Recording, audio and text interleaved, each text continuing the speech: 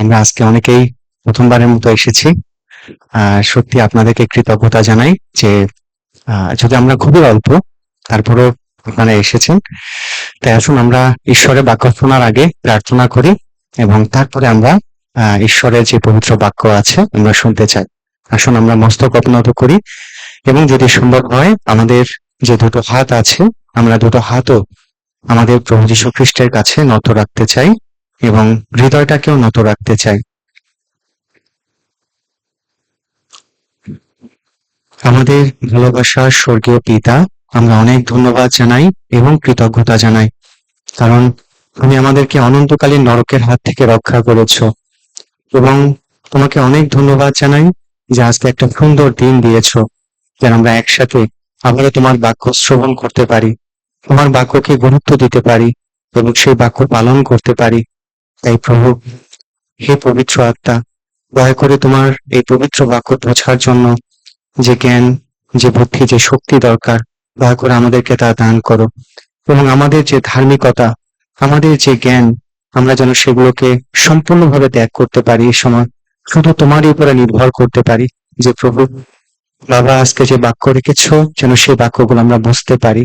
তাই আমাদের প্রত্যেককে আশীর্বাদ করো, সাহায্য করো। শুধু বুঝতে পারাই নয়, যেন এই বাক্যগুলো আমাদের হৃদয়ে গেঁথে থাকতে পারে এবং এই বাক্যের বাধ্য যেন আমরা সাথে সাথেই হতে পারি, কারণ এটি তোমারই বাক্য, ঈশ্বরের বাক্য, এটা কোনো মানুষের বাক্য নয়। তাই প্রভু, আমাদের প্রত্যেককে আশীর্বাদ করো, শুরু থেকে শেষ পর্যন্ত পবিত্র আত্মা তুমি সাহায্য করো। এই প্রার্থনা আমাদের ত্রাণকর্তা মুক্তিদাতা প্রভু যীশু খ্রিস্ট আমরা তোমার পবিত্র নামে চাই, আমেন। আসুন আমরা প্রকাশিত বাক্য তার 1 অধ্যায়, প্রকাশিত বাক্য তার 1 অধ্যায় 9 থেকে 20 পদ, প্রকাশিত বাক্য তার 1 অধ্যায় 9 থেকে 20 পদ আমরা ওই কয়টি পদ আজকে আমরা স্টাডি করতে চাই, ধ্যান করতে চাই, বা মন দিয়ে ওই বাক্যগুলো আজকে আমরা শুনতে চাই। প্রকাশিত বাক্য তার 1 অধ্যায় 9 থেকে 20 পদ আমি পড়ছি। প্রকাশিত বাক্য তার 1 অধ্যায় 9 থেকে 20 পদ। আমি যোহন তোমাদের ভ্রাতা এবং যীশু সম্বন্ধীয় ক্লেশ ভোগে, রাজ্যে ও ধৈর্যে তোমাদের সহভাগী, ঈশ্বরের বাক্য ও যীশুর সাক্ষ্য প্রযুক্ত পাটন নামক দ্বীপে উপস্থিত হইলাম। আমি প্রভুর দিনে আত্মাবিষ্ট হইলাম এবং আমার পশ্চাৎ তড়িধ্বনিবৎ এক মহারব শুনিলাম। কেহ কহিলেন, তুমি যাহা দেখিতেছ তাহা পুস্তকে লিখো এবং ইফিস, স্মুর্না, পরগাম, থুয়াতিরা, সার্দি, ফিলাডেলফিয়া ও লাইদিকিয়া এই সপ্ত মণ্ডলীর নিকটে পাঠাইয়া দাও। তাহাতে আমার প্রতি যাহার বাণী হইতেছিল তাহাকে দেখিবার জন্য আমি মুখ ফিরাইলাম। মুখ ফিরাইয়া দেখিলাম সপ্ত সুবর্ণ দ্বীপবৃক্ষ ও সেই সকল দ্বীপবৃক্ষের মধ্যে মনুষ্যপুত্রের ন্যায় এক ব্যক্তি। তিনি পাদ পর্যন্ত পরিচ্ছদে আচ্ছন্ন এবং বক্ষস্থলে সুবর্ণ পটুকায় বদ্ধকটি। তাহার মস্তক ও কেশ শুক্লবর্ণ মেষলোমের ন্যায়, হিমের ন্যায় শুক্লবর্ণ, এবং তাহার চক্ষু অগ্নিশিখার তুল্য, এবং তাহার চরণ অগ্নিকুণ্ডে পরিষ্কৃত সুপিত্তলের তুল্য, এবং তাহার রব বহু জলের রবের তুল্য। আর তাহার দক্ষিণ হস্তে সপ্ত তারা আছে, এবং তাহার মুখ হইতে তীক্ষ্ণ দ্বিধার খড়গাড়ি নির্গত হইতেছে, এবং তাহার মুখমণ্ডল নিজ তেজে বিরাজমান সূর্যের তুল্য। তাহাকে দেখিবা মাত্র আমি মৃতবৎ হইয়া তাহার চরণে পড়িলাম। তখন তিনি আমার গাত্রে দক্ষিণ হস্ত দিয়া কহিলেন, ভয় করিও না, আমি প্রথম ও শেষ ও জীবন্ত। আমি মরিয়াছিলাম, আর দেখো আমি যুগান্ত পর্যন্ত, যুগ পর্যায়ে যুগে যুগে জীবন্ত। মৃত্যুর ও পাতালের চাবি আমার হস্তে আছে। অতএব তুমি যাহা যাহা দেখিলে এবং যাহা যাহা আছে ও ইহার পরে যাহা যাহা হইবে সেই সমস্তই লিখো। আমার দক্ষিণ হস্তে যে সপ্ত তারা দেখিলে তাহার নিগূঢ় তত্ত্ব এবং সপ্ত সুবর্ণ দ্বীপবৃক্ষ এই, সেই সপ্ত তারা ওই সপ্ত মণ্ডলীর দূত এবং সেই সপ্ত দ্বীপবৃক্ষ ওই সপ্ত মণ্ডলী। আমেন। আমরা সত্যি পিতা ঈশ্বরকে ধন্যবাদ জানাই যে আজকে তিনি আমাদেরকে সুন্দর একটা দিন দিয়েছেন, সময় দিয়েছেন এবং খুব সুন্দর একটি জায়গা দিয়েছেন, যেন আজকে আমরা এই জায়গাটা একসাথে স্টাডি করতে পারি। অনেক সময় আমরা শুনি যে প্রকাশিত বাক্য খুবই কঠিন, এবং এই জায়গাটা অনেকে ধরতে চায় না, বা এই জায়গাটা অনেকে স্পর্শ করতে চায় না। বাট পবিত্র আত্মা আমাদেরকে দেওয়া হয়েছে, আর যেহেতু পবিত্র আত্মাই এই বাক্যটি দিয়েছেন, এই প্রকাশিত বাক্যটা তিনি লিখেছেন, এই কারণে তিনি বাক্যের নিগূঢ় তত্ত্বগুলো আমাদের কাছে প্রকাশ করতে পারেন। এই জন্য আমরা এই প্রকাশিত বাক্যটাকে আরো বেশি বেশি স্টাডি করতে চাই, কারণ পবিত্র আত্মা আমাদের শিক্ষক, তিনি আমাদেরকে বাক্য শিক্ষা দিয়ে থাকেন। এই জন্য আজকে আমরা সেই পবিত্র আত্মার শক্তিতে আমরা এই বাক্যের নিগূঢ় তত্ত্বগুলো, গভীরের যে অর্থগুলো আছে, এবং আমাদের জীবনে এই বাক্য থেকে আমাদের জীবনে যে শিক্ষাগুলো আছে আমরা শিক্ষা লাভ করতে চাই। যদি আমরা একটু চিন্তা করি যে এই প্রকাশিত বাক্য যে পুস্তকটি রয়েছে, এটা হচ্ছে পবিত্র বাইবেলের 66টা পুস্তকের মধ্যে একদম সর্বশেষ, একদম সর্বশেষ পুস্তক না? এবং শুধু তাই না, এই প্রকাশিত বাক্যে মানব জীবনের শুরু থেকে শেষ পর্যন্ত কি হবে সমস্ত বিষয় পরিষ্কার করে এখানে প্রকাশ করা হয়েছে। যে মৃত্যুর পরে আসলে আমাদের অনন্তকালীন গন্তব্যস্থল কোথায় হবে, দুটো জায়গা রয়েছে, একটা হচ্ছে অনন্তকালীন স্বর্গ, আর একটা হচ্ছে অনন্তকালীন নরক, দ্বিতীয় মৃত্যু না? ঠিক সেই জায়গাগুলো পরিষ্কার ভাবে এখানে দেখানো হয়েছে। এবং শুধু তাই না, এই প্রকাশিত বাক্যটি ভবিষ্যতে কি কি হবে এই পৃথিবীতে। যীশুখ্রিস্ট, আমরা জানি যে যীশুখ্রিস্ট দ্বিতীয় আগমন করবেন, তিনি একবার প্রথম আগমন করেছিলেন না? এবং বর্তমান পৃথিবীর যে অবস্থা দেখতে পাচ্ছি, তার দ্বিতীয় আগমন খুবই সন্নিকট, খুব তাড়াতাড়ি তিনি চলে আসবেন। কারণ যেভাবে সেই ইরানের সাথে আমেরিকা, ইসরায়েল এবং অন্যান্য দেশের মধ্যে যে যুদ্ধগুলো হচ্ছে, এই চিহ্নগুলো আসলে ভালো কোনো অর্থ বহন করছে না। এটাই বলতে চাচ্ছে যে তার আগমন খুবই সন্নিকট, যেটা মথি 24 অধ্যায়ে আজ থেকে যখন 2000 বছর আগে যিশু পৃথিবীতে ছিলেন, তিনি এই চিহ্নগুলো দ্বারা সতর্ক করেছিলেন যে তার আগমনের পূর্বে এই ঘটনাগুলো ঘটবে। এই জন্য যীশুখ্রিস্টের দ্বিতীয় আগমন যেহেতু খুবই সন্নিকট, এই কারণে যীশুখ্রিস্টের দ্বিতীয় আগমনের পরে, অর্থাৎ যখন যীশুখ্রিস্ট দ্বিতীয় আগমন করবেন, বিশ্বাসীদেরকে তুলে নেবেন, যারা বিশ্বাসী বা মণ্ডলী, সে মণ্ডলীকে তুলে নেওয়া হবে। এই তুলে নেওয়ার পরে পৃথিবীতে কি ঘটবে? বাইবেলে আছে যে যীশুখ্রিস্টের দ্বিতীয় আগমনের পরে পৃথিবীতে 7 বছরের মহাক্লেশ দেখা যাবে। এই 7 বছর যারা এই পৃথিবীতে থাকবে তারা বুঝতে পারবে যে আসলে নরকটা কত ভয়ঙ্কর, মানে নরকের একটা সিন তারা এই পৃথিবীতেই দেখতে পারবে। তো এই বিষয়গুলো আমরা পবিত্র বাইবেল সেমিনারে আমরা দেখাই, আর পরে আমরা এই বিষয়গুলো নিয়ে আরো ডিটেলস আলোচনা করব। এই জন্য এই গুপ্ত বিষয়গুলো যেগুলো এখনো হয়নি, সেই বিষয়গুলো এই প্রকাশিত বাক্যে উল্লেখ করা হয়েছে। আমরা যদি 1 অধ্যায় 1 পদটা দেখি, প্রকাশিত বাক্য 1 অধ্যায় 1 পদ।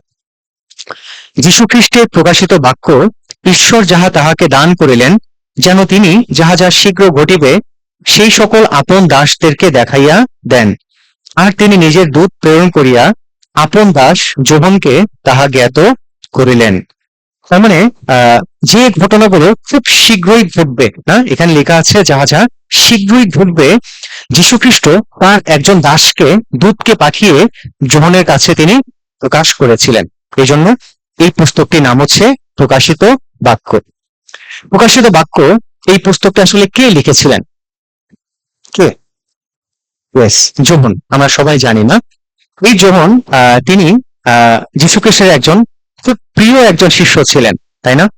যীশুখ্রিস্ট যাকে খুবই ভালোবাসতেন, যখনই যীশুখ্রিস্ট বসতেন তিনি যীশুখ্রিস্টের ওকে বা কোলে তিনি এসে বসতেন না? ঠিক যোহন 13 অধ্যায় 23 পদে আছে। যোহন তার 13 অধ্যায় 23 পদ। যোহন 13 অধ্যায় 23 পদে আছে, তখন যীশুর শিষ্যদের একজন যাহাকে যীশু প্রেম করিতেন, তিনি তাহার কোলে হেলান দিয়া বসিয়াছিলেন। তিনি কে? তিনি ছিলেন যোহন, প্রেরিত যোহন। এই যোহন ছিলেন যীশুখ্রিস্টের একজন শিষ্য, যাকে যীশু অনেক ভালোবাসতেন। কিন্তু এই ভালোবাসার শিষ্য যোহন, তার নাম আগে ছিল বনের গস বা মেঘধ্বনির পুত্র। অর্থাৎ তার আগে হৃদয়টা প্রেমের হৃদয় ছিল না, তার হৃদয়টা ছিল হিংসাত্মক হৃদয়, আক্রমণাত্মক হৃদয়।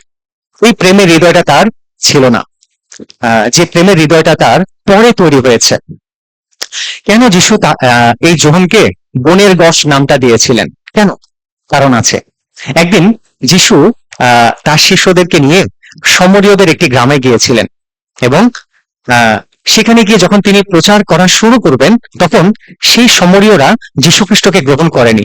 সেই সমরীয়রা যীশুখ্রিস্টের বাক্যগুলোকে গ্রহণ করতে পারেনি, বিশ্বাস করতে পারেনি, তাকে তাড়িয়ে দিয়েছিল। এই কারণে এই যোহন, এই প্রেরিত যোহন, তিনি বলেছিলেন যে যিশু, আপনি কি মনে করেন যে আকাশ থেকে আগুন নেমে তাদেরকে ধ্বংস করে ফেল? তখন যিশু বলেছিলেন যে না, আমি কখনো ধ্বংস করতে আসিনি, আমি জীবন রক্ষা করতে এসেছি। না, যেটা লুক তার 9 অধ্যায় 52 থেকে 54 পদে আছে। এই জন্য যীশু খ্রিস্ট তার নাম দিয়েছিলেন মেঘধ্বনির পুত্র। এই বনের গস বলতে কঠিন হৃদয়, সত্য হৃদয়, প্রেম নাই। সে সময় তার হৃদয় প্রেম ছিল না, এই কারণে যিশু তাকে এই নামটা দিয়েছিলেন। এবং শুধু তাই না, এই যোহন ধীরে ধীরে তার হৃদয়টা পরিবর্তন হওয়া শুরু করে আস্তে আস্তে। যখন তিনি দেখেন যেটা যোহন 13 অধ্যায়ে আছে, যে যীশু খ্রিস্ট সমস্ত শিষ্যদের পা ধুয়ে দিয়েছিলেন। তিনি ছিলেন গুরু, কিন্তু তিনি তার চেয়ে যারা ছোট সেই শিষ্যদের প্রত্যেকের পা ধুয়ে দিয়েছিলেন। প্রত্যেকের পা তিনি তার সেই গামছা দিয়ে সুন্দর করে মুছে দিয়েছিলেন। তিনি দেখেছিলেন যীশু খ্রিস্টের নম্রতা, তিনি লক্ষ্য করেছিলেন যীশু খ্রিস্টের প্রেমের হৃদয়। যে জিহুদা, যে শত্রু যীশু খ্রিস্টকে ধরিয়ে দিবে, যিশু তারও পা ধুয়ে দিয়েছিলেন। এই বিষয়গুলো এই প্রেরিত জনকে, তার হৃদয়কে নাড়া দিয়েছিল। এই কারণে তিনি পরবর্তীতে যীশু খ্রিস্টের এই প্রেমটা, যীশু খ্রিস্টের এই ভালোবাসাটা তিনি তার বাক্যে লিখেছিলেন। তার পুস্তকগুলোতে তিনি খুব সুন্দর করে প্রকাশ করেছিলেন। যে হৃদয়টা আর আগে তার ছিল না। না, এই কারণে দেখবেন যোহন পুস্তকে, যোহন 19 অধ্যায়ে যেভাবে যীশুখ্রিস্ট শিশুদের পা ধুয়ে দিয়েছিলেন, এটা শুধুমাত্র এই যোহনে তিনি উল্লেখ করেছিলেন, আর কোন শিষ্য এটা উল্লেখ করেনি। যীশুখ্রিস্টের ভালোবাসা।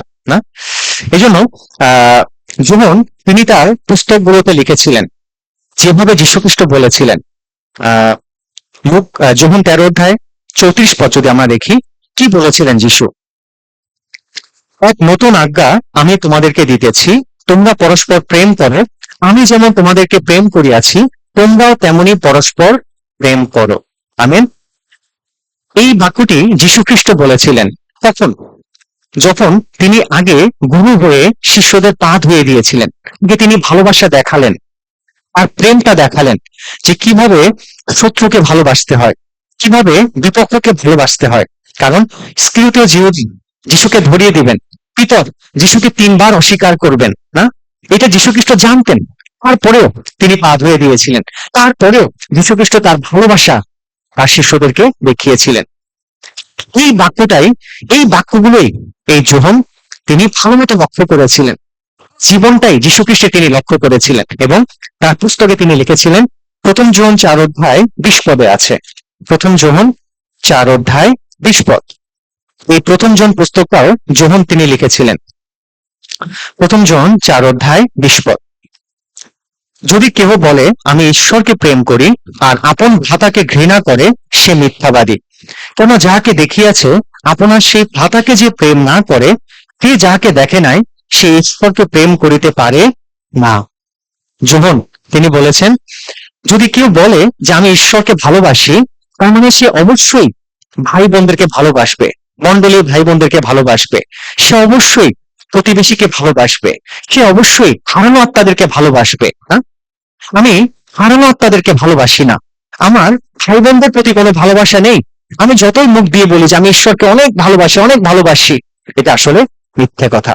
এই জন্য তিনি বলেছেন, যদি কেউ বলে আমি ঈশ্বরকে প্রেম করি আর আপন ভাইকে ঘৃণা করে, সে মিথ্যাবাদী, সে মিথ্যা বলছে, সে আসলে ঈশ্বরকে ভালোবাসে না। কারণ সে, আর যে ভাই আছে না, আর যে প্রতিবেশী আছে না, হারানো আত্মা আছে, তাদেরকে সে ভালোবাসতে পারে না। যাকে সে দেখছে তাকে সে ভালোবাসতে পারছে না, যাকে দেখতে পাচ্ছে না সে ঈশ্বরকে সে কিভাবে ভালোবাসবে? এই জন্য এই বাক্যগুলো আসলে আমাদের হৃদয়কে স্পর্শ করে। আসলে তো ঠিক। হ্যাঁ, অনেক সময় অনেকেই আমরা এই মিথ্যে কথা বলি না, যে আমি ঈশ্বরকে অনেক ভালোবাসি, অনেক ভালোবাসি, কিন্তু আমার যে ভাই, আমার যে বোন, সে আমার মন্ডলীর ভাই হোক, আমার ভাই হোক না, সে হারানো আত্মা হোক, তাকে আমি ভালোবাসি না। কিভাবে আমি ঈশ্বরকে ভালোবাসি?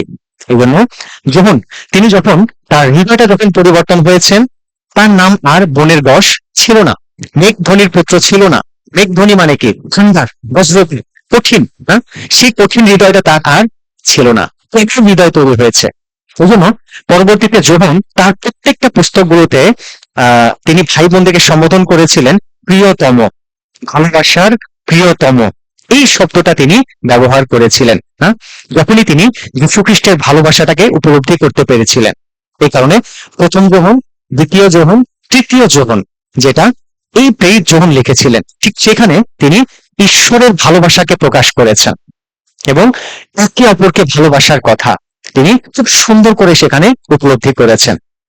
ওই জন্য এই প্রকাশিত বাক্য পুস্তকটি যীশু খ্রিস্টের একজন শিষ্য প্রেরিত যোহন তিনি লিখেছিলেন। এবং তিনি টোটাল কতটা পুস্তক লিখেছিলেন? কতটি? 5টি না? যোহন, প্রথম যোহন, দ্বিতীয় যোহন, তৃতীয় যোহন, প্রকাশিত বাক্য, টোটাল কয়টি? 5টি। এই 5টি পুস্তক এই প্রেরিত যোহন তিনি লিখেছিলেন। এবং শুধু তাই না, এই প্রেরিত যোহন যীশু খ্রিস্টের পুনরুত্থানের পরে যখন যীশু খ্রিস্টের ভালোবাসাটা উপলব্ধি করতে পেরেছিলেন, তখন যীশু খ্রিস্টের সুসমাচারটা তিনি খুবই কঠিন ভাবে প্রচার করেছিলেন, খুবই কঠিন ভাবে। এই কারণে জেরুসালেমে যে মন্ডলীটা ছিল সে সময়, জেরুসালেম মন্ডলীটা ছিল একদম প্রধান মন্ডলী। সেখান থেকেই সুসমাচার আজকে আমরা পেয়েছি, সারা পৃথিবীতে ছড়িয়ে গিয়েছে। সে জেরুসালেম মন্ডলীর একটি পিলার ছিলেন এই যোহন, একটি পিলার ছিলেন এই যোহন। আমরা যদি গালাতীয় 2 অধ্যায় 19 পদটা দেখি, গালাতীয় 2 অধ্যায় 19 পদ, গালাতীয় 2 অধ্যায় 9 পদ, দুঃখিত 9 পদ। সবাই একসাথে পড়ি 9 পদটা। যখন তাহারা আমাকে প্রদত্ত সেই অনুগ্রহ জ্ঞাত হইলেন, তখন যাকব, কৈফা ও যোহন, যাহারা স্তম্ভরূপে মান্য, আমাকে ও বার্নবাকে সহভাগিতার দক্ষিণ হস্ত দিলেন, যেন আমরা পরজাতিগণের কাছে যাই আর তাহারা ছিন্নতকদের কাছে যান। প্রেরিত পৌল তিনি বলেছিলেন, যোহন যাহারা স্তম্ভরূপে মান্য, স্তম্ভ, সেই সময় জেরুসালেম যে মন্ডলী ছিল, সেই মন্ডলী স্তম্ভ একজন ছিলেন কে? যোহন। যেমন আমরা এই বিল্ডিংটা দেখতে পাচ্ছি না, এই বিল্ডিং এর কি আছে? পিলার আছে না, হয়তো বা কয়েকটা পিলার আছে, ঠিক এই যোহন ছিলেন ঠিক সেই সময়ের যে মন্ডলী, যে যীশু খ্রিস্টের যে দেহ, যে বিল্ডিংটা, যে মন্ডলী, সে মন্ডলীর একটি স্তম্ভ বা গুরুত্বপূর্ণ পিলার ছিলেন এই যোহন। এই জন্য এই যোহনের মধ্য দিয়ে ঈশ্বর যীশু খ্রিস্ট তার এই প্রকাশিত বাক্য গুরুত্বপূর্ণ পুস্তককে তিনি লিখেছিলেন। আনুমানিক 96 খ্রিস্টাব্দে, অর্থাৎ যীশু খ্রিস্টের জন্মের 96 বছর পরে এই প্রকাশিত বাক্য পুস্তকটি লেখা হয়েছিল, যেটাকে বলে ইংরেজিতে এডি। এডি, এডি মানে হচ্ছে যীশু খ্রিস্টের জন্মগ্রহণ করার পরে। আর বিসি, বিসি বলতে বিফোর ক্রাইস্ট, যীশু খ্রিস্টের জন্মের আগে। এই জন্য এই পুস্তকটা লেখা হয়েছিল 96 খ্রিস্টাব্দে না। সেই সময় যখন যোহন এই পুস্তকটা লিখেছিলেন, ঠিক সেই সময় যিনি সম্রাট ছিলেন তিনি ছিলেন রোমিও। রোমিওরা সে সময় দেশটাকে পরিচালনা করতেন। আর এই কারণে রোমিও সম্রাট ডোমিশিয়ান নামে একজন সম্রাট ছিলেন। এই রোমিও সম্রাট ডোমিশিয়ান তিনি নিজেকে ঈশ্বর মনে করতেন, তিনি নিজেকে প্রভু মনে করতেন। আর এই কারণে যারা তাকে প্রভু বলে স্বীকার করতেন না, যারা তাকে ঈশ্বর বলে পূজা করতেন না, তিনি তাদেরকে শাস্তি দিতেন এবং পাটন নামে একটি দ্বীপ আছে, পাটন, সেই দ্বীপে পাঠিয়ে দিতেন। ঠিক সেই সময় এই প্রেরিত যোহন যীশু খ্রিস্টের সুসমাচার খুব সাহসিকতার সাথে, বিশ্বস্ততার সাথে তিনি প্রচার করছিলেন, ঠিক সেই সময়, সেই সম্রাটের সময়। এবং এই প্রেরিত যোহন তিনি, তার একটাই কথা, যীশু খ্রিস্ট ছাড়া আমি কাউকে ঈশ্বর বলে পূজা করব না, যীশু খ্রিস্ট ছাড়া আমি কাউকেই প্রভু বলে মানব না। আর এই কারণেই যখন এই ডোমিশিয়ান সম্রাট, রোমিও সম্রাট জানতে পারলেন, আর তখন তাকে সেই পাটন নামক দিকে পাঠিয়ে দিয়েছিলেন। এবং খুবই কষ্টের কথা যোহনের জন্য, এই পাটন দ্বীপে পাঠানোর আগে তাকে সে গরম তেলেও ফেলে দেওয়া হয়েছিল, যেটা ইতিহাসবিদরা নোট করেছেন। গরম তেলে ফেলে দেওয়া হয়েছিল, কিন্তু ঈশ্বর অলৌকিকভাবে সে গরম তেল থেকে তাকে উদ্ধার করেছিলেন। এবং অবশেষে তাকে কোথায় পাঠিয়ে দেওয়া হলো? পাটন দ্বীপে, না? ছোট্ট একটি দ্বীপ, যেখানে অনেক পাথর, জনমানবহীন ছোট্ট একটা দ্বীপ, সেখানে তাকে শাস্তির জন্য পাঠিয়ে দেওয়া হয়েছিল। এবং সেই জায়গায়, সেই পাটন দ্বীপে 96 খ্রিস্টাব্দে প্রেরিত যোহান, যখন তিনি খুবই কষ্টের মধ্যে ছিলেন, সাফারিং এর মধ্যে দিয়ে যাচ্ছিলেন, সেই সময় যীশুখ্রিস্ট তাকে দর্শন দিয়েছিলেন। সেই সময় যীশুখ্রিস্ট তাকে আশীর্বাদ করেছিলেন যেন এই পুস্তকটা তিনি রচনা করতে পারেন। তার মানে যীশুখ্রিস্টের আশীর্বাদ, ঈশ্বরের আশীর্বাদ যখন আমাদের জীবনে দুঃখ আসে, কষ্ট আসে, ঠিক সেই সময় বর্ষিত হয়। যে সময় তিনি এই পুস্তকটা লিখেছিলেন, সেই সময় তিনি আনন্দে ছিলেন না, সে সময় তিনি ছিলেন অত্যন্ত দুঃখে, অত্যন্ত কষ্টের মধ্য দিয়ে যাচ্ছিলেন। যদিও খ্রিস্টের জন্য যে দুঃখ হোক, এগুলো ছিল তার কাছে আনন্দের। বিশ্বাসী, না, যারা যীশু খ্রিস্টের জন্য মারা গিয়েছেন এই জীবনবাদে, সবাই সবাই কোনো না কোনো ভাবে তাদেরকে মেরে ফেলা হয়েছিল। কাউকে গলা কেটে, কাউকে উল্টা কষে দিয়ে বিভিন্ন ভাবে মারা হয়েছিল। কিন্তু এই যোহন, তিনি সাফারিং ভোগ করার পরেও তিনি স্বাভাবিকভাবেই তিনি মারা গিয়েছিলেন। তারপরেও যে সময় তিনি বাক্যটা লিখেছিলেন, ঠিক সে সময় তিনি অনেক কষ্টের মধ্যে যাচ্ছিলেন। আর সেই সময় যীশুখ্রিস্ট তাকে আশীর্বাদ করেছিলেন এই পুস্তকটা লেখার জন্য, না? এই জন্য আমরা প্রকাশিত বাক্য 1 অধ্যায় যাই। প্রকাশিত বাক্য তার 1 অধ্যায় 2 পদে আছে, সেই যোহন ঈশ্বরের বাক্যের সম্বন্ধে এবং যীশুখ্রিস্টের সাক্ষ্যের সম্বন্ধে যাহা যা দেখিয়াছে তাহার সম্বন্ধে সাক্ষ্য দিল। না, যীশুখ্রিস্টের সাক্ষ্যের সম্বন্ধে তিনি সাক্ষ্য দিয়েছিলেন। 9 পদে আছে, 9 পদ, আমি যোহন তোমাদের ভ্রাতা এবং যীশুখ্রিস্ট সম্বন্ধীয় ক্লেশ ভোগে, রাজ্যে ও ধৈর্যে তোমাদের সহভাগী, ঈশ্বরের বাক্য ও যিশুর সাক্ষ্য প্রযুক্ত পাটন নামক দ্বীপে উপস্থিত হইলাম। ক্লেশ ভোগে, সেই সময় তার অনেক ক্লেশ, শারীরিক মানসিক, তিনি ক্লেশের মধ্য দিয়ে যাচ্ছিলেন। তারপরও তিনি ধৈর্য ধারণ করেছিলেন, যীশু খ্রিস্টের উপরে নির্ভর করেছিলেন। এবং সেই সময় এই প্রকাশিত বাক্যটি পাটন দ্বীপে তার কাছে যীশুখ্রিস্ট প্রকাশ করেছিলেন। না, এবং এই পাটন দ্বীপটির বর্তমান অবস্থান হচ্ছে গ্রিস। গ্রিস দেশের নাম শুনেছি? গ্রিস দেশে, এই গ্রিস দেশে এই ছোট্ট পাটন দ্বীপটি এখনো আছে। না, তো এই প্রকাশিত বাক্য, এখানে 7টি আশীর্বাদের কথা বলা আছে। 7টি আশীর্বাদ খুব সুন্দর করে বলা হয়েছে।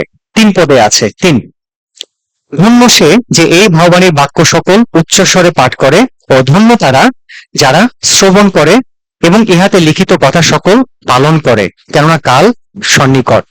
তার মানে যীশুখ্রিস্ট তিনি বলছেন এই প্রকাশিত বাক্য পুস্তকটি যেন উচ্চস্বরে পাঠ করা হয়। অনেকে এই প্রকাশিত বাক্য পুস্তকটি রেখে দেন, পাঠ করেন না, কারণ বুঝতে পারে না। না, কিন্তু যীশু কি বলছেন? পাঠ করতে, যে উচ্চস্বরে পাঠ করে সে আশীর্বাদের। তার মানে আজকে আমরা আশীর্বাদের, যারা আমরা আজকে এই প্রকাশিত বাক্য আমি পাঠ করছি। এবং তারা ধন্য যারা শ্রবণ করে, তারাও ধন্য যদি আপনারা মন দিয়ে শ্রবণ করেন। এবং তারাও ধন্য শ্রবণ করার পরে যারা পালন করে। তার মানে এই প্রকাশিত বাক্য যারা পড়ে, যারা শোনে এবং যারা পালন করে, তারা কিসের? অনেক অনেক আশীর্বাদের। এই জন্য আমরা আজকে সেই আশীর্বাদটা লাভ করতে চাই, প্রকাশিত বাক্যের আশীর্বাদ। না, এবং 16 অধ্যায় 15 পদে আছে, প্রকাশিত বাক্য 16 অধ্যায় 15 পদ, ধন্য সে ব্যক্তি যে জাগিয়া থাকে ও আপন বস্ত্র রক্ষা করে। না, যেন এই বস্ত্রটা যেন রক্ষা করতে পারে। না, এবং যেন আমরা উলঙ্গ হয়ে না দাঁড়াই। তারা আসলে ধন্য যাদের যাদের বস্ত্র আছে। এই বস্ত্র বলতে কি, কিসের বস্ত্র বলতে পারবো? এই বস্ত্রটা কিসের বস্ত্র? যেটা প্রকাশিত বাক্য 16 অধ্যায় 15 পদে আছে, পরিত্রাণের বস্ত্র। না, যেটা যিশায় 61 অধ্যায় 10 পদে আছে, আমি সদাপ্রভুতে অতিশয় আনন্দ করব, আমার প্রাণ আমার ঈশ্বরে উল্লাস করবে। বর যেমন যাজকের সজ্জার ন্যায় শিরভূষণ পরে, কন্যা যেমন আপন রত্নাদি দ্বারা আপনাকে অলঙ্কৃত করেন, তেমনি তিনি আমাকে পরিত্রাণের বস্ত্র পরাইয়াছেন, পরিত্রাণের বস্ত্র পরিয়েছেন। তার মানে যিশায় 61 অধ্যায় 10 পদে আছে, এই বস্ত্র অর্থ হচ্ছে পরিত্রাণের বস্ত্র। যীশু খ্রিস্টের দ্বিতীয় আগমন সন্নিকট, না? যদি আপনি পরিত্রাণ না পান, যদি আপনি নতুন জন্ম না পান, তবে আপনি কখনোই তার আগমনে মিলিত হতে পারবেন না। এই জন্য এই বস্ত্র পরার মানেই হচ্ছে পরিত্রাণ নিয়ে প্রস্তুত থাকা। যে কোনো সময় যীশু খ্রিস্ট আসতে পারে, না? যদি আপনার পরিত্রাণ না থাকে তাহলে আপনি উলঙ্গ, না? মনে আছে সেই বিবাহজের কথা যিশু বলেছিলেন, না, যে সমস্ত কিছু প্রস্তুত, না?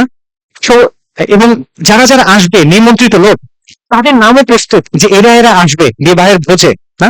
কিন্তু যখনই তাদের কাছে লোক পাঠানো হলো, তারা কি বলল? আমার একটু কাজ আছে, আমার একটা বিয়ে আছে, আমার ওই জায়গায় কাজ আছে। সবাই কোনো না কোনো কারণ দেখিয়ে সেই বিবাহের যে বসতে তারা কি করেছিল? গ্রাহ্য করেছিল। এখন সে রাজা কি করলেন? বললেন যাও, না, সেই পথের পাশে আশেপাশে যাকে পাও সবাইকে নিয়ে আসো। সবাইকে নিয়ে আসা হলো কোথায়? বিবাহের ভোজে, না? তখন এমন একজন ব্যক্তি এসেছিল যার কি ছিল না? বিবাহের বস্ত্র ছিল না। তখন তাকে কি বলা হয়েছিল? যে যাও, তাকে বাইরে ফেলে দাও যেখানে অন্ধকার। তার মানে কি? তার মানে যদি সেই পরিত্রাণটা না থাকে, যদি আপনার সেই পরিত্রাণের জামা না থাকে, তাহলে আপনাকে অনন্তকালীন নরকে ফেলে দেওয়া হবে। এই জন্য যোহন 3:3 যীশু কি বলেছেন? যে নতুন জন্ম না হইলে কেউ ঈশ্বরের রাজ্য দেখতে পাবে না। যোহন 3:7 আছে, আমি যে তোমাদেরকে বললাম তোমাদের নতুন জন্ম হওয়া আবশ্যক, ইহাতে আশ্চর্য জ্ঞান করিও না।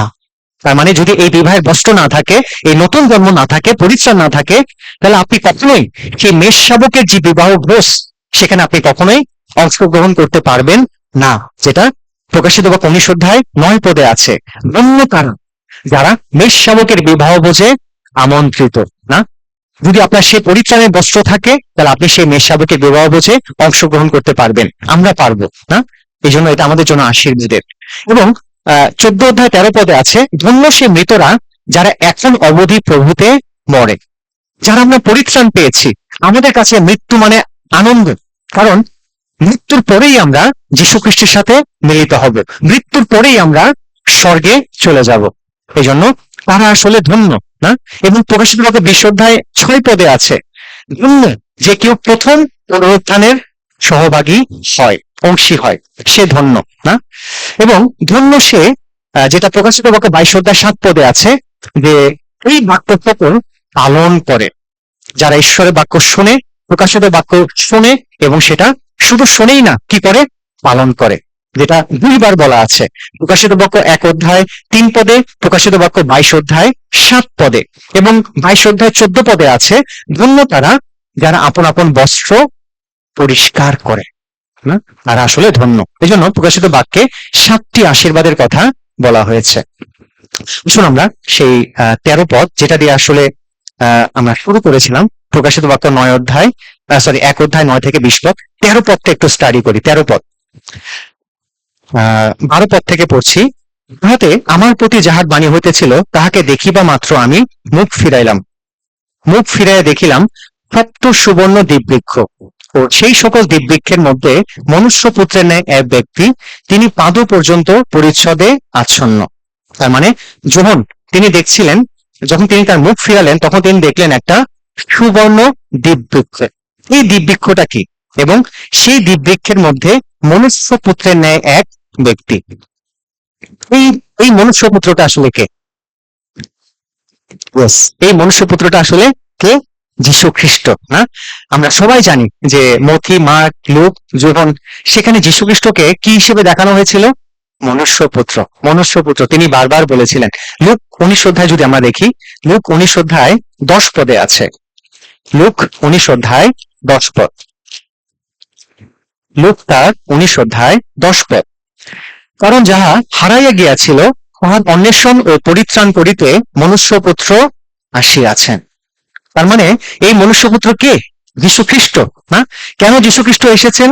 যা হারিয়ে গিয়েছে, অর্থাৎ আদম এবং হবার পাপের কারণে সমস্ত মানুষ আমরা পাপী হয়েছি, জন্ম থেকেই পাপী, যেটা গীত সংহিতা 51:5 আছে, যে দেখো অপরাধে আমার জন্ম হয়েছে, পাপে আমার মা আমাকে গর্ভে ধারণ করেছিলেন।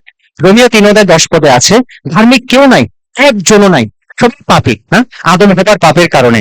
এই কারণে আমরা হারিয়ে গিয়েছি, না? এবং আমরা মায়ের গর্ভ থেকে যেহেতু পাপী, এই জন্য আমাদের পরিত্রাণ পাওয়া দরকার। আর এই কারণেই যীশু খ্রিস্ট মনুষ্যপুত্র রূপে তিনি এই জগতে এসেছিলেন, যেন আমাদেরকে পরিত্রাণ করতে পারেন।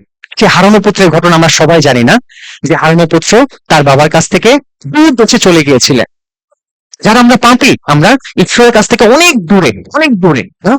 কিন্তু যখন আবার মন পরিবর্তন করে যীশু খ্রিস্টের কাছে ফিরে আসি, আর তখন তিনি আমাদেরকে পরিত্রাণ করেন, তখন তিনি আমাদেরকে নতুন জন্ম দেন। হ্যাঁ, ঠিক এই কারণেই এই মনুষ্যপুত্র হচ্ছেন যীশু খ্রিস্ট। না, আহ যদি সেটাই হয়ে থাকে, তাহলে বৃক্ষটা আসলে কি? যে মনুষ্যপুত্র যীশু খ্রিস্ট দ্বীপ বৃক্ষের মধ্যে তিনি আছেন। এই দ্বীপ বৃক্ষটা কি আসলে? হ্যাঁ, ইয়েস, এই দ্বীপ বৃক্ষটা হচ্ছে বর্তমানে মণ্ডলী। না, আচ্ছা, পুরাতন নিয়মে ঈশ্বর মসিকে বলেছিলেন এই দ্বীপ বৃক্ষটা প্রস্তুত করতে। ঈশ্বর মসিকে বলেছিলেন একটা দ্বীপ বৃক্ষ প্রস্তুত করবে, এবং সেই দ্বীপ বৃক্ষের মধ্যে 7টা প্রদীপ থাকবে, এবং এই 7টা প্রদীপ সব সময় যেন সমাগম তাম্বুর ভিতরে জ্বলতেই থাকে, কখনো যেন না নিভে, প্রতিনিয়ত যেন জ্বলতেই থাকে, জ্বলতেই থাকে। যাত্রা পুস্তক 25 অধ্যায় ফিরে যাই আমরা। এই দ্বীপ বৃক্ষ আসলে যাত্রা পুস্তক 25 অধ্যায় 31 পদে আছে।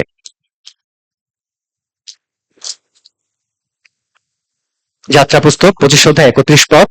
আর তুমি নির্মল স্বর্ণের এক দ্বীপ বৃক্ষ প্রস্তুত করিবে, পিটানো কার্যে সে দ্বীপ বৃক্ষ প্রস্তুত হইবে, তাহার কাণ্ড, শাখা, গোলাধার, কলিকা ও পুষ্প তৎসহিত অখণ্ড হইবে। ঈশ্বর এই দ্বীপ বৃক্ষটা মসিকে নির্মাণ করতে বলেছিলেন, 37 পদে আছে। আর তুমি তাহার 7টি প্রদীপ নির্মাণ করিবে, এবং লোকেরা সেই সকল প্রদীপ জ্বালাইলে তাহার সম্মুখে আলো হইবে। তার মানে এই দ্বীপ বৃক্ষের যে প্রদীপ সবসময় যেন আলো দিতেই থাকে। 27 অধ্যায় 20 পদে আছে। 27 অধ্যায় 20 পদ। তুমি ইসরায়েল সন্তানগণকে এই আদেশ করিবে, যেন তাহারা আলোর জন্য উথলিতে প্রস্তুত জলপাইয়ের তৈল তোমার নিকটে আনে, যাহাতে নিয়ত প্রদীপ জ্বালানো থাকে।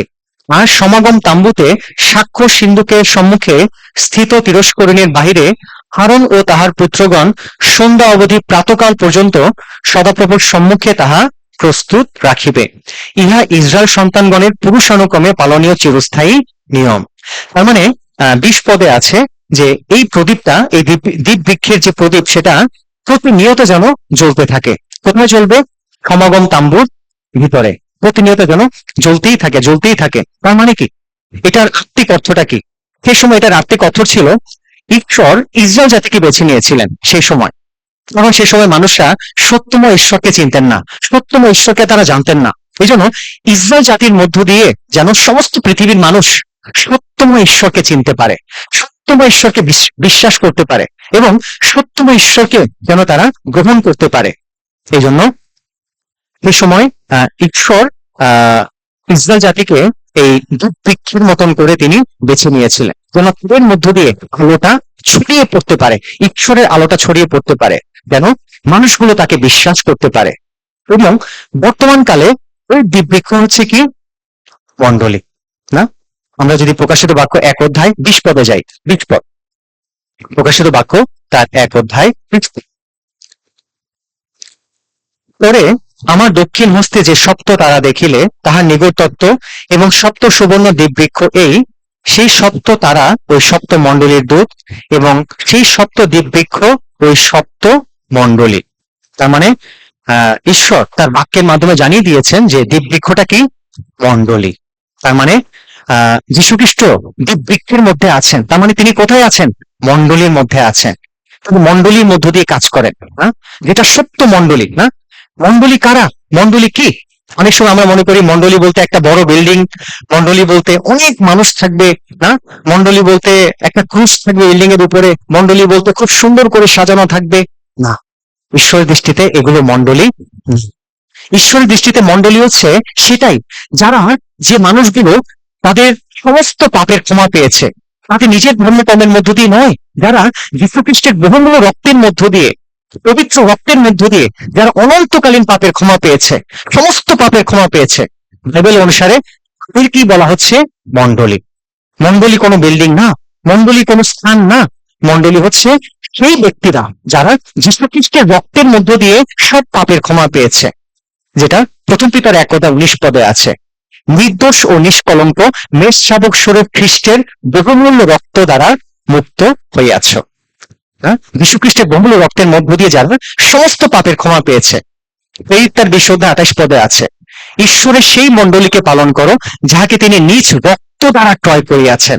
না, তার মানে মণ্ডলী হচ্ছে তারাই যারা যীশু খ্রিস্টের রক্তের মধ্য দিয়ে যারা সমস্ত পাপের ক্ষমা পেয়েছে, কি বলা হচ্ছে মণ্ডলী। না, এই জন্য প্রথম করিন্থে 1:1 আছে না, করিন্থে স্থিত ঈশ্বরের মণ্ডলীর সমীপে যারা খ্রিস্ট যীশুতে পবিত্রীকৃত, যারা যীশু খ্রিস্টের রক্তের মধ্য দিয়ে পবিত্রকৃত হয়েছে, সব পাপের ক্ষমা পেয়েছে, তারাই হচ্ছে ঈশ্বর দৃষ্টিকোণ থেকে মণ্ডলী। ধরুন একটা অনেক বড় বড় গির্জাঘর, অনেক সুন্দর একটা ক্রুশ, কিন্তু সেই সেই সেই বিল্ডিং এর মধ্যে একজন মানুষও পরিত্রাণ পায়নি, একজন মানুষও পরিত্রাণ পায়নি। কিন্তু তারা প্রতিনিয়ত নিহত হচ্ছে, রবিবার দিন, শুক্রবার দিন, মঙ্গলবার দিন, বৃহস্পতিবার দিন। ঈশ্বরের দৃষ্টিকোণ থেকে সে মানুষ 1 কোটিও যদি হয়, সেটা মণ্ডলী না। মণ্ডলী হচ্ছে শুধুমাত্র যারা পরিত্রাণ পেয়েছে, যারা যীশু খ্রিস্টের রক্তের মধ্য দিয়ে সমস্ত পাপের ক্ষমা পেয়েছে, তারাই হচ্ছে দিব্যবৃক্ষ, তারাই হচ্ছে আসলে মণ্ডলী। এবং সেখানেই যীশু খ্রিস্ট আছেন, তিনি দিব্যবৃক্ষের মধ্যে আছেন। তার মানে সেই দিব্যবৃক্ষ বলতে মণ্ডলীর মধ্যে তিনি আছেন। এবং আমরা অনেক সময় শুনি যে মণ্ডলী মানে সবাই মণ্ডলী, সবগুলো মণ্ডলী, সব জায়গায় যীশু খ্রিস্ট আছেন। না, না, শুধুমাত্র যারা পরিত্রাণ পেয়েছে, যে মানুষগুলো, যে ব্যক্তিগুলো, ঠিক সেখানেই যীশু খ্রিস্ট আছেন। এই জন্য ঈশ্বর চান যেন এই দিব্যবৃক্ষের মাধ্যমে, সেই পরিত্রাণ প্রাপ্ত ব্যক্তিদের মাধ্যমে তার সুসমাচারের আলোচনা ছড়িয়ে যেতে পারে। না, এই যে আলো, আলো কাজটা কি? নিজেকে ধরে রাখা নাকি ছড়িয়ে দেওয়া? ছড়িয়ে দেওয়া। মণ্ডলীর কাজটা, দিব্যবৃক্ষের কাজটা ছড়িয়ে দেওয়া, যীশু খ্রিস্টের সত্য সুসমাচার প্রচার করা, যেন আরো অনেকেই পরিত্রাণ পায়, আরো অনেক মানুষ যেন স্বর্গে যেতে পারে। এটি হচ্ছে মণ্ডলীর প্রথম এবং প্রধান কাজ। না, যেন সমস্ত মানুষের কাছে সুসমাচার প্রচার করতে পারে।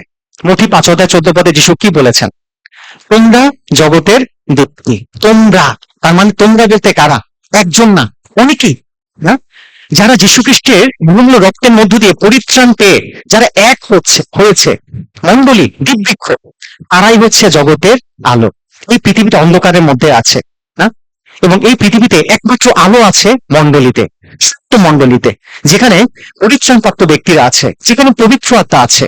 না, যারা সত্য সুসমাচার প্রচার করছে, না, যাদের মধ্য দিয়ে সত্য সুসমাচার ছড়িয়ে যাচ্ছে, সেটাই হচ্ছে দিব্যবৃক্ষ। না, এবং ঈশ্বর চান এই দিব্যবৃক্ষের মাধ্যমে আজ এই ইচ্ছা সিদ্ধ করতে। প্রথম তিমোথী তার 2:4 আছে, ঈশ্বরের ইচ্ছা এই যেন সমুদায় মনুষ্য পরিত্রাণ পায় ও সত্যের তত্ত্ব জ্ঞান পর্যন্ত পৌঁছিতে পারে। এটা ঈশ্বরের ইচ্ছা, এবং এই ইচ্ছাটা ঈশ্বর সিদ্ধ করেন মণ্ডলীর মধ্য দিয়ে। মণ্ডলী, এই কারণেই জোনকে দেখানো হয়েছিল দিব্যবৃক্ষ, এবং সেই দিব্যবৃক্ষের মধ্যে কে আছেন? যীশু খ্রিস্ট আছেন। এই জন্য সত্য মণ্ডলীর প্রধান দুটো কাজ, সত্য মণ্ডলীর প্রধান দুটো কাজ। একটি কাজ সুসমাচার প্রচার করা। সত্য মণ্ডলী অবশ্যই সুসমাচার প্রচার করবে, সে বসে থাকবে না, শুধু রবিবার এবং শুক্রবার আসবে, দান করবে, 10 মিনিট বাক্য শুনবে, প্রশংসা করবে, চলে যাবে না। সত্য মণ্ডলী কাজ হচ্ছে সুসমাচার প্রচার করা। আমরা প্রেরিতদের সময় দেখেছি, না, যখনই তারা সেই পবিত্রতা নেমে এসেছে 50-70 দিনে, তারপরে সুসমাচার প্রচার শুরু হয়ে গিয়েছে। না, সমুদ্র জেরুসালেম থেকে জিহুদিয়া আজকে আমাদের কাছে এসেছে। না, আমরা, না, যেভাবে সুসমাচার প্রচার করছি, না, প্রত্যেক মাসে একবার আমরা পবিত্র বাইবেল সেমিনার করছি, আমাদের উপহার, আমাদের দশমাংশ দিয়ে কিভাবে মানুষ স্বর্গে যেতে পারে, কিভাবে মানুষ পরিত্রাণ পেতে পারে, কি সত্য সুসমাচার প্রচার করছি। না, সারা বাংলাদেশে আমরা চেষ্টা করে যাচ্ছি। এটা হচ্ছে সত্য মণ্ডলীর প্রথম এবং প্রধান উদ্দেশ্য। মার্ক 16:15 যীশু বলেছেন, সমুদয় জগতে যাও, সমস্ত সৃষ্টির নিকটে সুসমাচার প্রচার করো। এই কাজটাই যীশু খ্রিস্ট সত্য মণ্ডলীর মধ্য দিয়ে সাধিত করেন। ওই জন্য সত্য মণ্ডলীর বৈশিষ্ট্য, আপনি যদি সত্য মণ্ডলীকে চিনতে চান, তাহলে আপনি দেখবেন তারা সুসমাচার প্রচার করে কিনা। যদি সুসমাচার প্রচার না করে, তাহলে সামথিং ইজ রং। অনেক ভ্রান্ত মণ্ডলী আছে। না, এবং এই প্রকাশিত বাক্যে কিছু মণ্ডলীর কথা বলা আছে যে তোমার জীবন নাম মাত্র, না, নাম মাত্র শুধু আছে, আর কিছুই নেই, ভিতরে কিছুই নেই। ঠিক সেই ভণ্ড ফরিসিদের মতো। হ্যাঁ, এই জন্য দ্বিতীয় কাজ, সত্য মণ্ডলীর দ্বিতীয় কাজটা হচ্ছে, প্রথম কাজটা হচ্ছে সুসমাচার প্রচার করা, আর দ্বিতীয় কাজটা হচ্ছে যে সেই সত্য মণ্ডলীর মধ্য দিয়ে যারা ভাই বোনরা আছে, বিশ্বাসীরা আছে, আর্থিকভাবে কি পাবে? বৃদ্ধি পাবে, শক্তিশালী হবে। এটা হচ্ছে মণ্ডলীর দ্বিতীয় কাজ। কি বৃদ্ধি পাবে? কি বৃদ্ধি পাবে? অনেক বৃদ্ধি পাবে। কেন? কারণ পবিত্র আত্মা সেখানে আছে, প্রচুর বাক্যে বৃদ্ধি পাবে। হ্যাঁ, আমরা যদি প্রেরিত 16 অধ্যায় 5 পদটা দেখি, প্রেরিত 16 অধ্যায় 5 পদ, এখন একসাথেই পড়ি আমরা। প্রেরিত তার 16 অধ্যায় 5 পদ, প্রেরিত 16 অধ্যায় 5 পদ, 196 পৃষ্ঠা, এখন একসাথে পড়ি। এইরূপে মণ্ডলী সমূহ বিশ্বাসে দৃঢ়ীকৃত হইতে থাকিল এবং দিন দিন সংখ্যায় বৃদ্ধি পাইল। আমেন। আমরা দেখতে পাচ্ছি যে মণ্ডলী কি বিল্ডিং, বিল্ডিং কি বৃদ্ধি পায় দিন দিনে? বিল্ডিং কি বিশ্বাসে দৃঢ়ীকৃত হয়? না। এটা কারা? বিশ্বাসীরা। হ্যাঁ, সত্যিকারে যারা পরিত্রাণ পেয়েছে। হ্যাঁ, তার মানে মণ্ডলী দিন দিন সংখ্যায় বৃদ্ধি পাচ্ছিল। কিভাবে? যখনই তারা সুসমাচার প্রচার করছিল আর মানুষগুলো পরিত্রাণ পেয়েছিল। প্রেরিত 2 অধ্যায়ে আমরা দেখি যে যখন পবিত্রতা নেমে আসে, তখন প্রচার করেছিলেন, কতজন মানুষ পরিত্রাণ পেয়েছিল? 3000। আগে ছিল কত? 120 জন। কতজন যোগ হলো? 3000। 3120 জন সেদিন যোগ দিয়েছিল। প্রেরিত 4 অধ্যায় 4 পদে আছে, সুসমাচার প্রচার করলেন, সেদিন কতজন পরিত্রাণ পেয়েছিল? 5000। আসুন প্রেরিত 4 অধ্যায় 4 পদে যাই। প্রেরিত 4 অধ্যায় 4 পদ, তথাপি যে সকল লোক বাক্য শুনিয়াছিল তাহাদের মধ্যে অনেকে বিশ্বাস করিল, তাহাতে পুরুষদের সংখ্যা কম বেশ 5000 হইল। তাহলে কতজন ছিল শুরুতে? 120। কতজন যোগ হলো? 3000। তাহলে 3120। আবার এখানে কতজন? 5000। তাহলে তাহলে কতজন? 8120। এটাই হচ্ছে সত্য মণ্ডলীর সিক্রেট।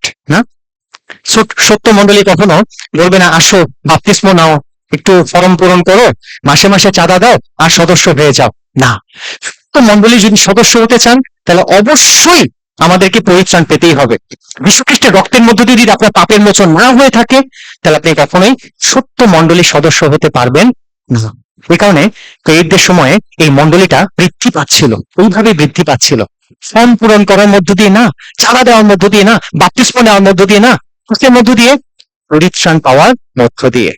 এই জন্য সেই সময়ের মণ্ডলীগুলো বৃদ্ধি পাচ্ছিল, এবং শুধু সংখ্যায় না, তারা কিছু বৃদ্ধি পাচ্ছিল আর্থিক ভাবেও। না, যেটা আমরা একটু আগে দেখলাম, প্রেরিত তার 16 অধ্যায় 5 পদে আছে, বিশ্বাসে দিনের পর দিন তারা বৃদ্ধি পাচ্ছিল। ব্রাদার সিস্টাররা একসাথে মিলিত হচ্ছে।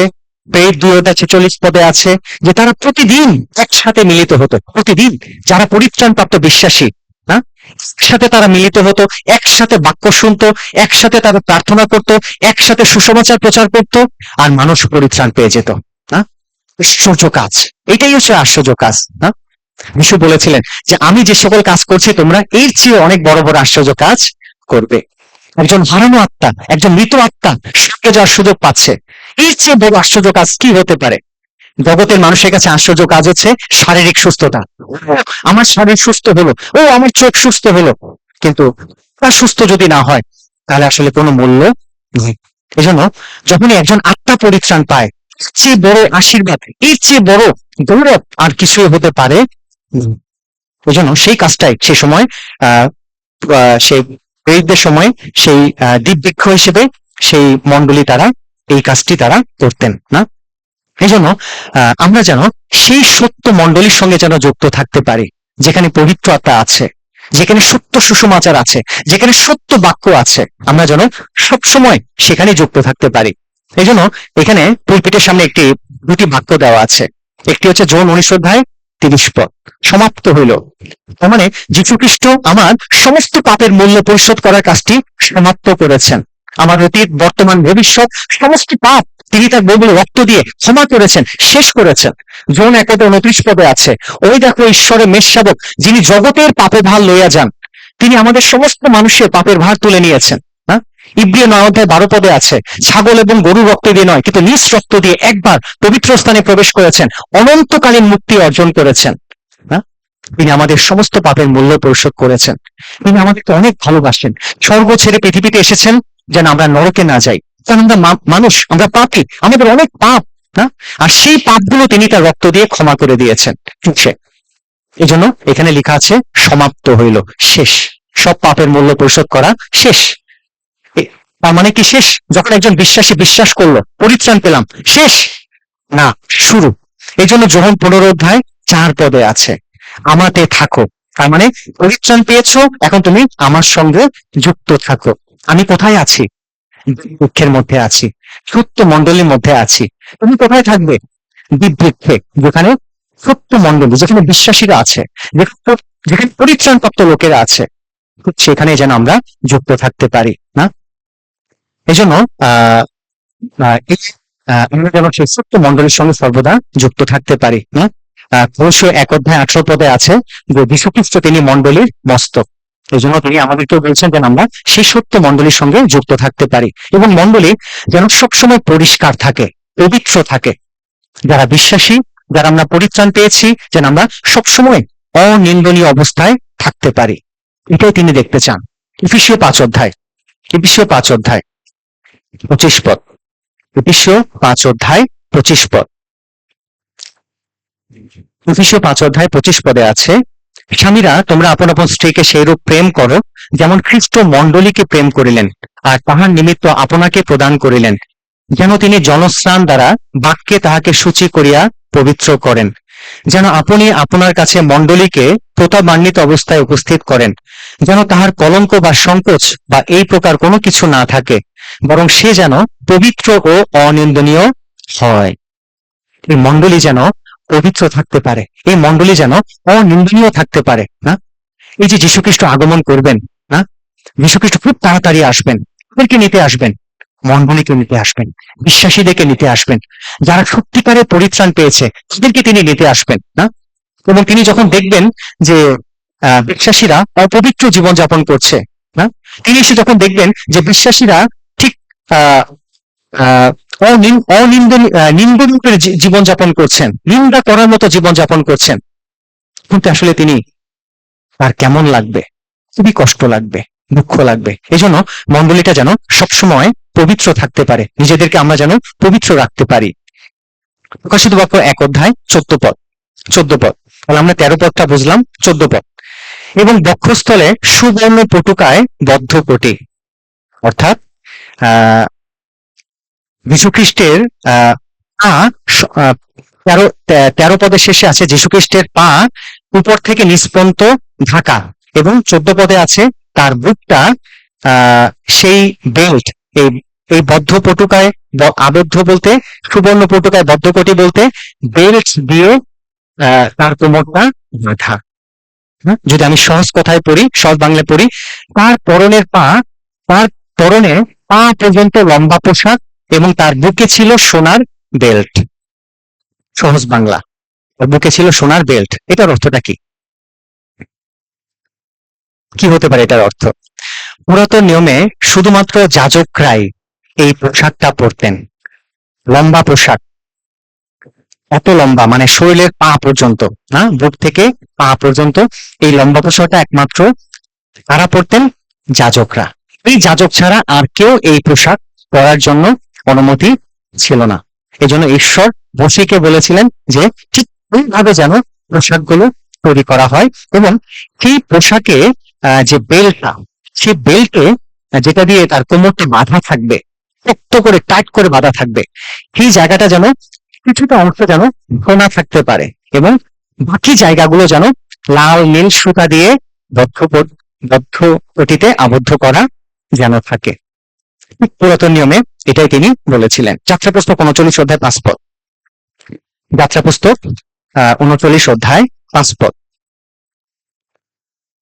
আর তাহা বন্ধ করিবার জন্য শিল্প কর্মে বোনা যে পটুকা উপরে ছিল, তাহা তৎসহিত অখণ্ড এবং সেই বস্ত্রের তুল্য ছিল। তাহা স্বর্ণ দ্বারা এবং নীল, বেগুনে, লাল ও পাকানো সাদা মসিনা সূত্র দ্বারা প্রস্তুত হইল, যেমন সদাপ্রভু মসিকে আজ্ঞা দিয়াছিলেন। ঈশ্বর মসিকে বলেছিলেন যেন এই যাজকদের জন্য এই পোশাকটা তৈরি করতে, না, পা পর্যন্ত যেন লম্বা থাকে, এবং সেটার যেন কিছুটা অংশ সোনা এবং বাকি অংশগুলো যেন সুতা দিয়ে, লাল নীল বেগুনি সুতা দিয়ে যেন প্রস্তুত করা থাকে। হ্যাঁ, তার মানে কি? তার মানে হচ্ছে যীশু খ্রিস্ট কে? যীশু খ্রিস্ট হচ্ছেন একজন মহাযাজক। এই অংশে আহ এই অংশে পবিত্র আত্মা এটাই আমাদেরকে বোঝাতে চেয়েছেন যে যীশু খ্রিস্ট হচ্ছেন মহাযাজক। সে সময় যেমন পুরাতন নিয়মে যাজকরা থাকতেন, যীশু খ্রিস্ট হচ্ছে নতুন নিয়মের একদম মহাযাজক। ইব্রিয় 4 অধ্যায় 14 পদ যদি দেখি, ইব্রিয় 4 অধ্যায় 14 পদ, ইব্রিয় 4 অধ্যায় 14 পদ। ভালো, আমরা এমন এক মহাযাজককে পাইয়াছি, যিনি স্বর্গ সকল দিয়া গমন করিয়াছেন, তিনি যীশু ঈশ্বরের পুত্র। অতএব আইসো আমরা ধর্ম প্রতিজ্ঞাকে দৃঢ় রূপে ধারণ করি। আমেন। আমরা এমন এক মহাযাজককে পেয়েছি, তিনি যীশু। এই মহাযাজক কে? কে? যীশু খ্রিস্ট না? যিনি সেই বুক থেকে শুরু করে পা পর্যন্ত লম্বা পোশাক পরেছেন এবং তার কোমরে কি আছে? সোনার বেল্ট। তার মানে এটা কে? যীশু খ্রিস্ট। যীশু খ্রিস্ট কিসের কিসের প্রতীক? মহাযাজকের প্রতীক। 7 অধ্যায় 26 পদ, 7 অধ্যায় 26 পদ, ইব্রিয়। বস্তুত আমাদের জন্য এমন এক মহাযাজক উপযুক্ত ছিলেন, যিনি সাধু, অহিংসুক, বিমল, পাপীগণ হইতে পৃথককৃত এবং স্বর্গ সকল অপেক্ষা উচ্চীকৃত। ওই মহাযাজকের ন্যায় প্রতিদিন অগ্রে নিজের পাপের, পরে প্রজাবৃন্দের পাপের নিমিত্ত নৈবেদ্য উৎসর্গ করা ইহার পক্ষে আবশ্যক নয়, কারণ আপনাকে উৎসর্গ করাতে ইনি সেই কাজ একবারে সাধন করিয়াছেন। তার মানে পুরাতন নিয়মে যাজকরা তারা সমাগম তাম্বুতে যেতেন কিসের জন্য? তারা তাদের নিজেদের পাপ এবং সমস্ত মানুষের পাপের ক্ষমার জন্য তারা পশুর রক্ত নিয়ে সেই সমাগম তাম্বুর ভিতরে তারা যেতেন না। কিন্তু যীশুখ্রিস্ট সেই পুরাতন নিয়মের মহাযাজকের মতো তার নিজের পাপের জন্য, মানে তার কোনো পাপ ছিল না, তার নিজের পাপের জন্য তিনি এই পৃথিবীতে আসেননি। তিনি এসেছিলেন তাদের পাপের জন্য, আমাদের পাপের জন্য না। তিনি ঈশ্বর এবং মানুষের মাঝে মধ্যস্থ করার জন্য তিনি স্বর্গ ছেড়ে পৃথিবীতে এসেছেন। যেমন যাজকের কাজটা হচ্ছে কি? মধ্যস্থকারী। ঠিক যীশুখ্রিস্ট তিনি মহাযাজক না। শুধুমাত্র তার বহুমূল্য রক্ত দিয়ে সমস্ত পাপী মানুষকে পাপ থেকে রক্ষা করার জন্য তিনি মহাযাজক হিসেবে এই পৃথিবীতে এসেছিলেন না। এই জন্য প্রথম যোহন তার 2 অধ্যায় 2 পদে আছে। প্রথম যোহন তার 2 অধ্যায় 2 পদ। আর তিনি আমাদের পাপার্থ প্রায়শ্চিত্ত। তার মানে যীশুখ্রিস্ট তিনি নিজেকে উৎসর্গ করেছেন, পাপার্থ প্রায়শ্চিত্ত। তিনি নিজেকেই উৎসর্গ করেছেন যাজক হিসেবে, কেবল আমাদের নয় কিন্তু সমস্ত জগতের পাপার্থ, সমস্ত জগতের মানুষের জন্য না। অনেক সময় আমরা শুনি যে যীশুখ্রিস্ট শুধু খ্রিস্টানদের জন্য এসেছেন, না, তিনি সমস্ত জগতের, হিন্দু, মুসলিম, বৌদ্ধ, খ্রিস্টান, এখানে কি বলা আছে? জগতের সমস্ত পাপী মানুষের জন্য তিনি তার নিজের রক্তটা দিয়েছেন না। এজন্য তিনি হচ্ছেন একজন উত্তম মহাযাজক। এজন্য পরিত্রাণ পাওয়ার পরও মহাযাজক হিসেবে যখন আমরা যীশু খ্রিস্টের কাছে আবারও ফিরে আসি, তিনি আমাদেরকে কি করেন? তিনি আমাদেরকে সূচি করেন, পরিষ্কার করেন, তাই না? তিনি এমন একজন মহাযাজক, যখন আমরা সত্যিকারের অনুতপ্ত হৃদয় ফিরে আসি, তিনি আমাদেরকে আবারও সূচি করেন, আবারও পরিষ্কার করেন। এটি হচ্ছে মহাযাজকের কাজ না। প্রথম যোহন 1 অধ্যায় 9 পদে আছে, 9 পদ। যদি আমরা আপন আপন পাপ স্বীকার করি, তিনি বিশ্বস্ত ও ধার্মিক, সুতরাং আমাদের পাপ সকল মোচন করিবেন এবং আমাদেরকে সমস্ত অধার্মিকতা হইতে সূচি করিবেন। এমন একজন মহাযাজককে পেয়েছি যে যখন আমরা অনুতপ্ত সহকারে তার কাছে ফিরে আসি, যে প্রভু যীশু, যেটা আমি করেছি এটা আমার করা ঠিক হয়নি না, যেভাবে আমার আমার আমার তোমার জন্য আমার জীবনটা দেওয়া উচিত ছিল, ঠিক সেভাবে আমি দিতে পারিনি। যে পাপটা আমার করা উচিত হয়নি সেটাই আমি করেছি। যে হৃদয়টা পরিষ্কার থাকার কথা, ঠিক সেই হৃদয়টা পাপের কারণে নোংরা হয়ে পড়ে আছে না। ঠিক যখন আমরা তার কাছে স্বীকার করি, ফিরে আসি অনুতপ্ত হই, তিনি আমাদেরকে কি করেন? সূচি করেন, পরিষ্কার করেন। এই জন্য আমরা একজন সর্বোত্তম মহাযাজককে পেয়েছি না। আমরা আবারও ফিরে যাই প্রকাশিত বাক্য 1 অধ্যায় 14 পদটা দেখলাম। 14 পদের একটু নিচের অংশে, তোমার মস্তক ও কেশ শুক্ল বর্ণ, মেষ লোমের ন্যায়, হিমের ন্যায় শুক্ল বর্ণ। এটার অর্থটা কি? তার যে চুল এবং মাথা সাদা, শুক্ল বর্ণ মানে সাদা, মেষ লোমের ন্যায়। মেষের লোমটা কি কালার থাকে? সাদা না। তারপরে হিম মানে তুষারের ন্যায় শুক্ল বর্ণ। তার মানেটা কি? এই মেষের মতন সাদা, না? তারপরে আহ সেই তুষারের মতন করে সাদা, তার মাথার চুল, তার মানে কি? তার মানে হচ্ছে যীশু খ্রিস্টের পবিত্র জীবনকে বোঝানো হচ্ছে। সাদা পবিত্রতার প্রতীক, ধার্মিকতার প্রতীক। তার মানে যীশু খ্রিস্ট ছিলেন সম্পূর্ণ ধার্মিক। যীশু খ্রিস্টের মধ্যে কোনো পাপ ছিল না, এক ফোঁটাকে এক বিন্দু পাপ যীশু খ্রিস্টের মধ্যে ছিল না। এই জন্য যীশু খ্রিস্টকে এখানে দেখানো হয়েছে সেই সাদা মেষের ন্যায় এবং সেই তুষারের মতো শুক্ল বর্ণ, কারণ তার মধ্যে কোনো পাপ ছিল না। জন 8 অধ্যায় 46 পদে আছে, যীশু বলেছিলেন যে তোমাদের মধ্যে কি আমাকে পাপী বলে প্রমাণ করতে পারবে? প্রথম জন 3 অধ্যায় 5 পদে আছে, পাপভার লইয়া যাইবার জন্য খ্রিস্ট প্রকাশিত হইয়াছিলেন, খ্রিস্টের মধ্যে কোনো পাপ নেই। তার মানে বাক্য বলছে যে তিনি ছিলেন সম্পূর্ণ কি? পবিত্র। মায়ের গর্ভ থেকে তিনি ছিলেন পবিত্র। কেন? কারণ তার জন্ম হয়েছে কি? পবিত্র আত্মা দ্বারা। তার জন্ম সাধারণ নারী পুরুষের সহবাসের মধ্য দিয়ে হয়নি, তার জন্ম হয়েছে সম্পূর্ণ পবিত্র আত্মা দ্বারা, যেটা মথি তার 1 অধ্যায় 20 থেকে 21 পদে আছে, না? যে আর তুমি পুত্র প্রসব করিবে ও তাহার নাম যীশু ত্রাণকর্তা রাখিবে, কারণ তিনি আপন প্রজাদেরকে তাহাদের পাপ হইতে ত্রাণ করিবে। পবিত্র আত্মা দ্বারা তার মরিয়মের গর্ভ হয়েছিল। তার মানে যীশু খ্রিস্ট, তার মস্তক সাদা, তার মস্তক সাদা, তার চুল সাদা, তার মানে যীশু খ্রিস্টের যে পবিত্র জীবন সেটাকেই বোঝানো হয়েছে, যে তিনি আসলে কতটা পবিত্র ছিলেন, কতটা খাঁটি ছিলেন। আমরাও, না? আমরাও যেন যীশু খ্রিস্টের মতো পবিত্র জীবন যাপন করতে পারি। আমরা যারা পরিত্রাণ পেয়েছি, যারা সত্যিকারে পরিত্রাণ পেয়েছি, না, একমাত্র আমরাই এই পবিত্র জীবন যাপন করতে পারি। হ্যাঁ, আমাদেরকে তিনি জগৎ থেকে আলাদা করেছেন। কেন?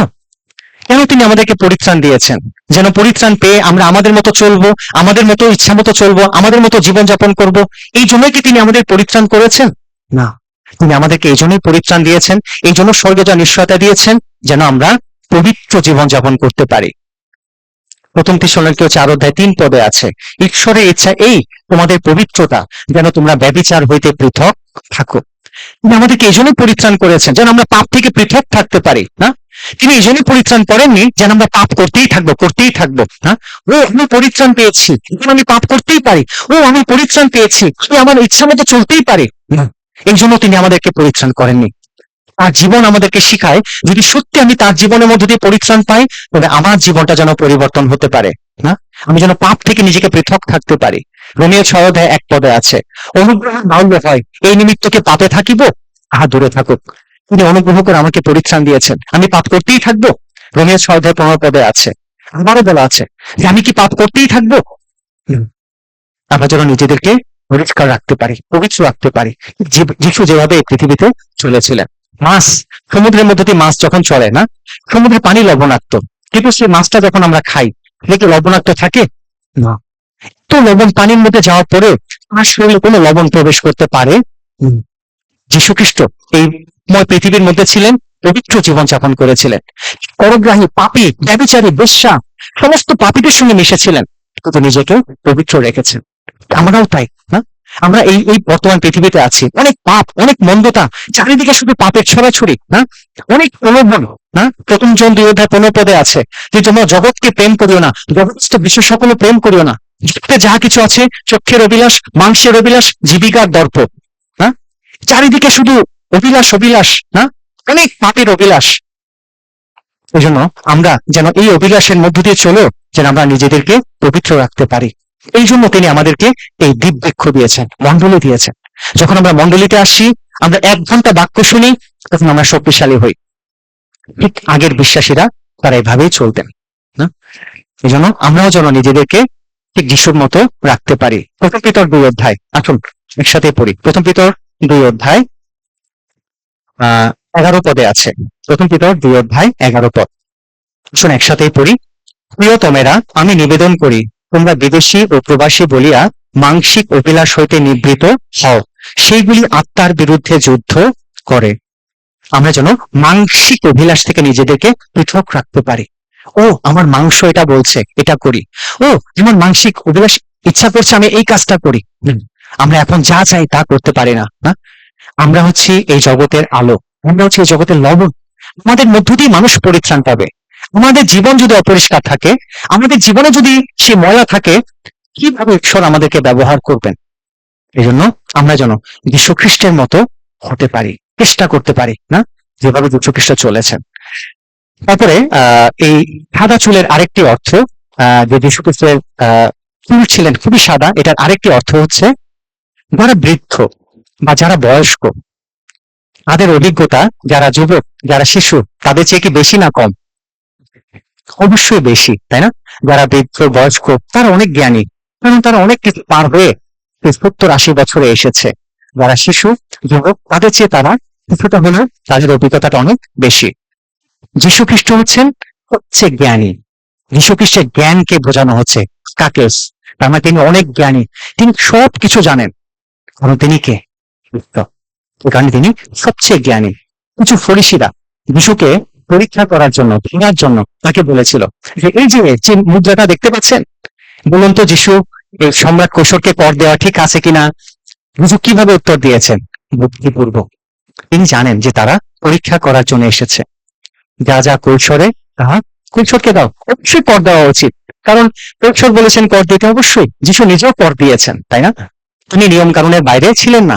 তারা মনে করেছিলেন যীশু যদি মানা করেন যে আমরা তো জিহুদি, আমরা তো ঈশ্বরের লোক, কেন সম্রাটকে কর দেবো, তাহলে এটা কি রোমের সম্রাটের বিপক্ষে হয়ে যাবে না? যীশুকে ধরবে না? যীশু তো জানে যে তারা যীশুকে ধরার জন্য এসেছিল, তাই না? কিন্তু যীশু কি বুদ্ধিপূর্বক উত্তর দিয়েছিলেন। যীশুকে, একজন ব্যভিচারী মহিলাকে যীশুর কাছে আনা হয়েছিল, যীশু আমরা কি করবো? মূর্তি বলেছেন পাথর মারতে, আমরা কি করব? যীশু বুদ্ধিপূর্বক বলেছেন যে তোমাদের মধ্যে যে নিষ্পাপ সেই আগে পাথর মারো। কি মেরেছিল? কেন? নিষ্পাপ কেউ নাই, না?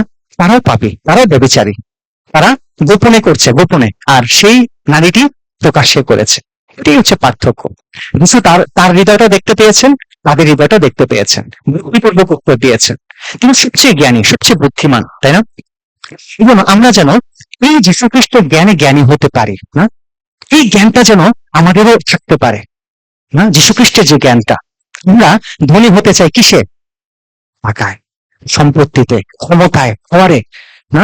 আমরা ধনী হতে চাই সুনামে, যেন সবাই আমাকে প্রশংসা করে, না? আমরা এগুলোকে ধনী হতে চাই, কিন্তু যীশু খ্রিস্টের জ্ঞানে আমরা ধনী হতে চাই না। কিন্তু আমাদের এই যীশু খ্রিস্টের জ্ঞানে যেন আমরা ধনী হতে পারি।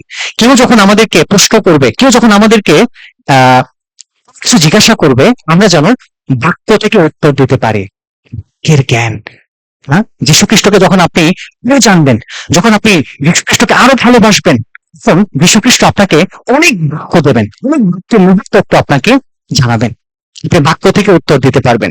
ঈশ্বর দৃষ্টিতে প্রকৃত জ্ঞানীকে, যে পিএইচডি করেছে, যে সবচেয়ে বড় শিক্ষিত, সে কি প্রকৃত জ্ঞানী? না। ঈশ্বর দৃষ্টিতে সেই প্রকৃত জ্ঞানী যে যীশু খ্রিস্টের বাক্যের নিগুড় তত্ত্বগুলো জানে, সেই হচ্ছে ঈশ্বর দৃষ্টিতে প্রকৃত জ্ঞানী।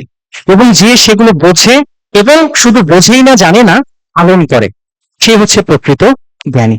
যেন সেই জ্ঞানটা যেন আমরা লাভ করতে পারি, সেই বাক্যগুলো যেন আমরা বুঝতে পারি। এবং আমাদের এই বাইবেলে, এই বাক্যে আরো সময় দেওয়া উচিত, আরো সময় দেওয়া উচিত। আমরা সময় দিই জগতের অনেক কাজে, সংসারের কাজে, জগতের কাজে, চাকরির কাজে, কিন্তু বাক্যের কাজে কোনো সময় নেই, ঈশ্বরের কাজে কোনো সময় নেই। কিভাবে আমরা এই জ্ঞানে জ্ঞানী হব? কলসীয় 2 অধ্যায়, কলসীয় 2 অধ্যায়, কলসীয় 2 অধ্যায় 2 পদে আছে, যেন তাহাদের হৃদয় আশ্বাস পায়, তাহারা প্রেমে পরস্পর সংসর্ত হইয়া জ্ঞানের নিঃস্বতারূপ সমস্ত ধনে ধনী হইয়া ওঠে, যেন ঈশ্বরের নিগুড় তত্ত্ব অর্থাৎ খ্রিস্টকে জানিতে পায়। ইহার মধ্যে জ্ঞানের ও বিদ্যার সমস্ত নিধি গুপ্ত হইয়াছে। আমন যীশু খ্রিস্ট হচ্ছে জ্ঞান। যীশু খ্রিস্টের মধ্যে জ্ঞানের সমস্ত গুপ্ত বিষয়গুলো মানে নিহিত আছে, না? এই জ্ঞানে যেন আমরা ধনী হতে পারি। এখানে বলে না যে জগতে টাকা পয়সায় ধনী হয় বিশ্বাসীরা, না, বিশ্বাসীরা যেন যীশু খ্রিস্টের জ্ঞানে ধনী হতে পারে, বৃদ্ধি পেতে পারে, হ্যাঁ? আমরা যেন সেটাই হতে পারি। এবং আর চক্ষু অগ্নিশিখার তুল্য। আমরা আবারও ফিরে যাই প্রকাশের বাক্য 1 অধ্যায় 14 পদের নিচে, 14 পদের নিচে, না, 14 পদের নিচে আছে, এবং তাহার চক্ষু অগ্নিশিখার তুল্য। তার মানে কি? আর চোখটা আগুনের মতো জলজল করছে। তার মানে যিশুর চোখটা জলজল করছে। এটার অর্থটা কি? এটার অর্থটা হচ্ছে যীশু খ্রিস্টের চোখের দৃষ্টিটা খুবই তীক্ষ্ণ, খুবই তীক্ষ্ণ। তিনি সব দেখতে পান, যেটা আমরা গোপনে করি আর যেটা প্রকাশ্যে করি। সব জায়গায় তার কি আছে? চোখ আছে। সব জায়গাগুলো তিনি স্পষ্ট করে দেখতে পান, কোনো জায়গা তার কাছে লুকানো না। একদম গভীর, সমুদ্রের গভীর জায়গাটা সেটাও তিনি দেখতে পেন। একজন মানুষের হৃদয়ের গোপন যে বিষয়টি রয়েছে সেটাও তিনি জানেন, যেটা যোহন 2:25 আছে। যোহন 2:25, যোহন 2:25। কারণ যীশু সকলকে জানিতেন এবং কেহ যে মানুষের বিষয়ে সাক্ষ্য দেয় ইহাতে তাহার প্রয়োজন ছিল না, কেননা মানুষের অন্তরে কি আছে তাহা যীশু নিজে জানিতেন। আমেন। আপনার হৃদয়ে এখন কি চলছে, আপনি কি চিন্তা করছেন, কে জানেন? যীশু খ্রিস্ট জানেন, কারণ তিনি ঈশ্বর। এই জন্য তার চোখটা তীক্ষ্ণ। আমি দেখতে পাচ্ছি না আপনার হৃদয়ের অবস্থা, যীশু খ্রিস্টের চোখটা তীক্ষ্ণ। তিনি আছেন, তিনি এই মুহূর্তে দেখছেন যে আপনার হৃদয়টা এখন কোন দিকে, আপনার হৃদয়ে কি কি আছে। একজন অবিশ্বাসীদের হৃদয়ে কি আছে, একজন বিশ্বাসীর হৃদয়ে কি আছে, একজন অবিশ্বাসী কি করছে, একজন বিশ্বাসী কি করছে, সমস্ত কিছু তার চোখ দ্বারা দেখতে পাচ্ছে। কখনই মনে করবেন না ও যিশু তো দেখছেন না, অবশ্য যিশুকে দেখা যাচ্ছে না, তিনি কিছু দেখছেন, তিনি সব দেখছেন। এই জন্য বলা আছে তার চোখটা হচ্ছে আগুনের মতো চলছে, তীক্ষ্ণ। সব তিনি দেখতে পান, আপনি কি করছেন না করছেন সবই তিনি দেখতে পাচ্ছেন। হ্যাঁ, 2 করিন্থীয় 5:10 আছে। 2 করিন্থীয় 5:10, 2 করিন্থীয় তার 5:10। কেননা কারণ আমাদের সকলকেই খ্রিস্টের বিচারাসনের সম্মুখে প্রত্যক্ষ হইতে হইবে, যেন সৎ কার্য হোক কি অসৎ কার্য হোক, প্রত্যেকজন আপনার কৃত কার্য অনুসারে দেহ দ্বারা উপার্জিত ফল পায়। তার মানে মনে করবেন না তিনি কিছুই দেখছেন না, তিনি সবই দেখছেন। একদিন আমাদের খ্রিস্টের বিচারের সম্মুখে দাঁড়াতে হবে। যারা বিশ্বাসী তাদেরকে খ্রিস্টের বিচারের সামনে দাঁড়াতে হবে, যে আপনি কি করেছেন পরিত্রাণ পাওয়ার পরে, আপনি কতটুকু তার জন্য প্রাণপণ করেছেন, তিনি সেই হিসাব একদিন আমাদেরকে দিতে হবে। যারা অবিশ্বাসী তাদেরকে হিসাব দিতে হবে না, যেটা উপদেশক 12:14 আছে। ঈশ্বর সমস্ত কর্ম ভালো হোক কি মন্দ হোক গুপ্ত বিষয় বিচারে নিয়ে আসবেন।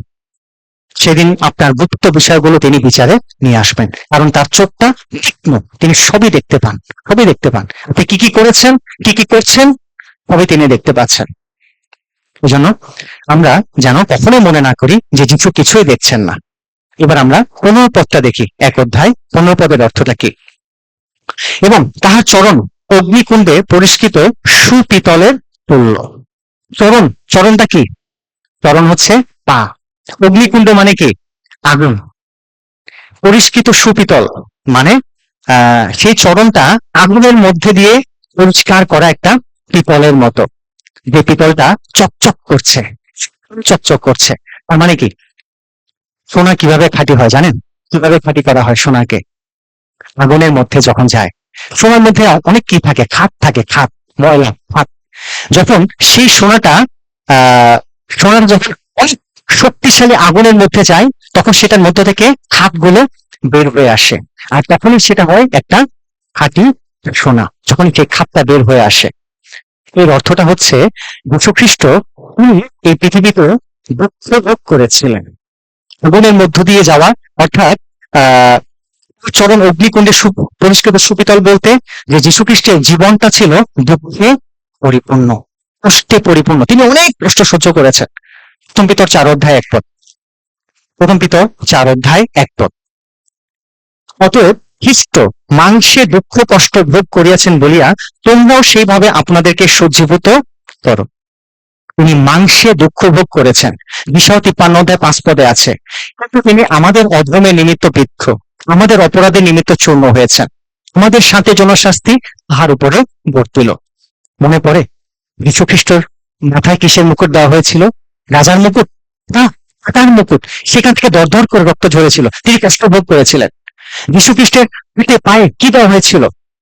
রেখ দেওয়া হয়েছিল, সেখান থেকে রক্ত ঝরেছিল, ভোগ করেছেন তিনি। যীশু খ্রিস্টের বুকে কি ভোগ করে দেওয়া হয়েছিল? বর্ষা ভোগ করে দেওয়া হয়েছিল, সেখান থেকে রক্ত তিনি ছড়িয়েছিলেন, কষ্ট ভোগ করেছিলেন, তাকে চাবুক মারা হয়েছিল।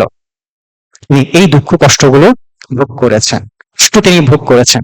এই জন্য এই দুঃখ কষ্ট ভোগ করার পরেই যীশু খ্রিস্ট কোথায় আছেন এখন? স্বর্গে। প্রতাপ, সম্মান। না, আগে তিনি দুঃখ ভোগ করেছেন, তারপরে তিনি কি পেয়েছেন? সম্মান, প্রতাপ, গৌরব পেয়েছেন। ফিলিপিও 2 অধ্যায়, ফিলিপিও 2 অধ্যায়, ফিলিপিও 2 অধ্যায় 6 পদ থেকে, ঈশ্বরের স্বরূপ বিশিষ্ট থাকিতে তিনি ঈশ্বরের সহিত সমান থাকা ধরিয়া লইবার বিষয় জ্ঞান করিলেন না, কিন্তু আপনাকে শূন্য করিলেন, দাসীর রূপ ধারণ করিলেন, মনুষ্যদের সাদৃশ্যে জন্মিলেন এবং আকার প্রকারে মনুষ্যবৎ প্রত্যক্ষ হইয়া আপনাকে অবনত করিলেন মৃত্যু পর্যন্ত, এমনকি ক্রুশ মৃত্যু পর্যন্ত আজ্ঞাবহ হইলেন।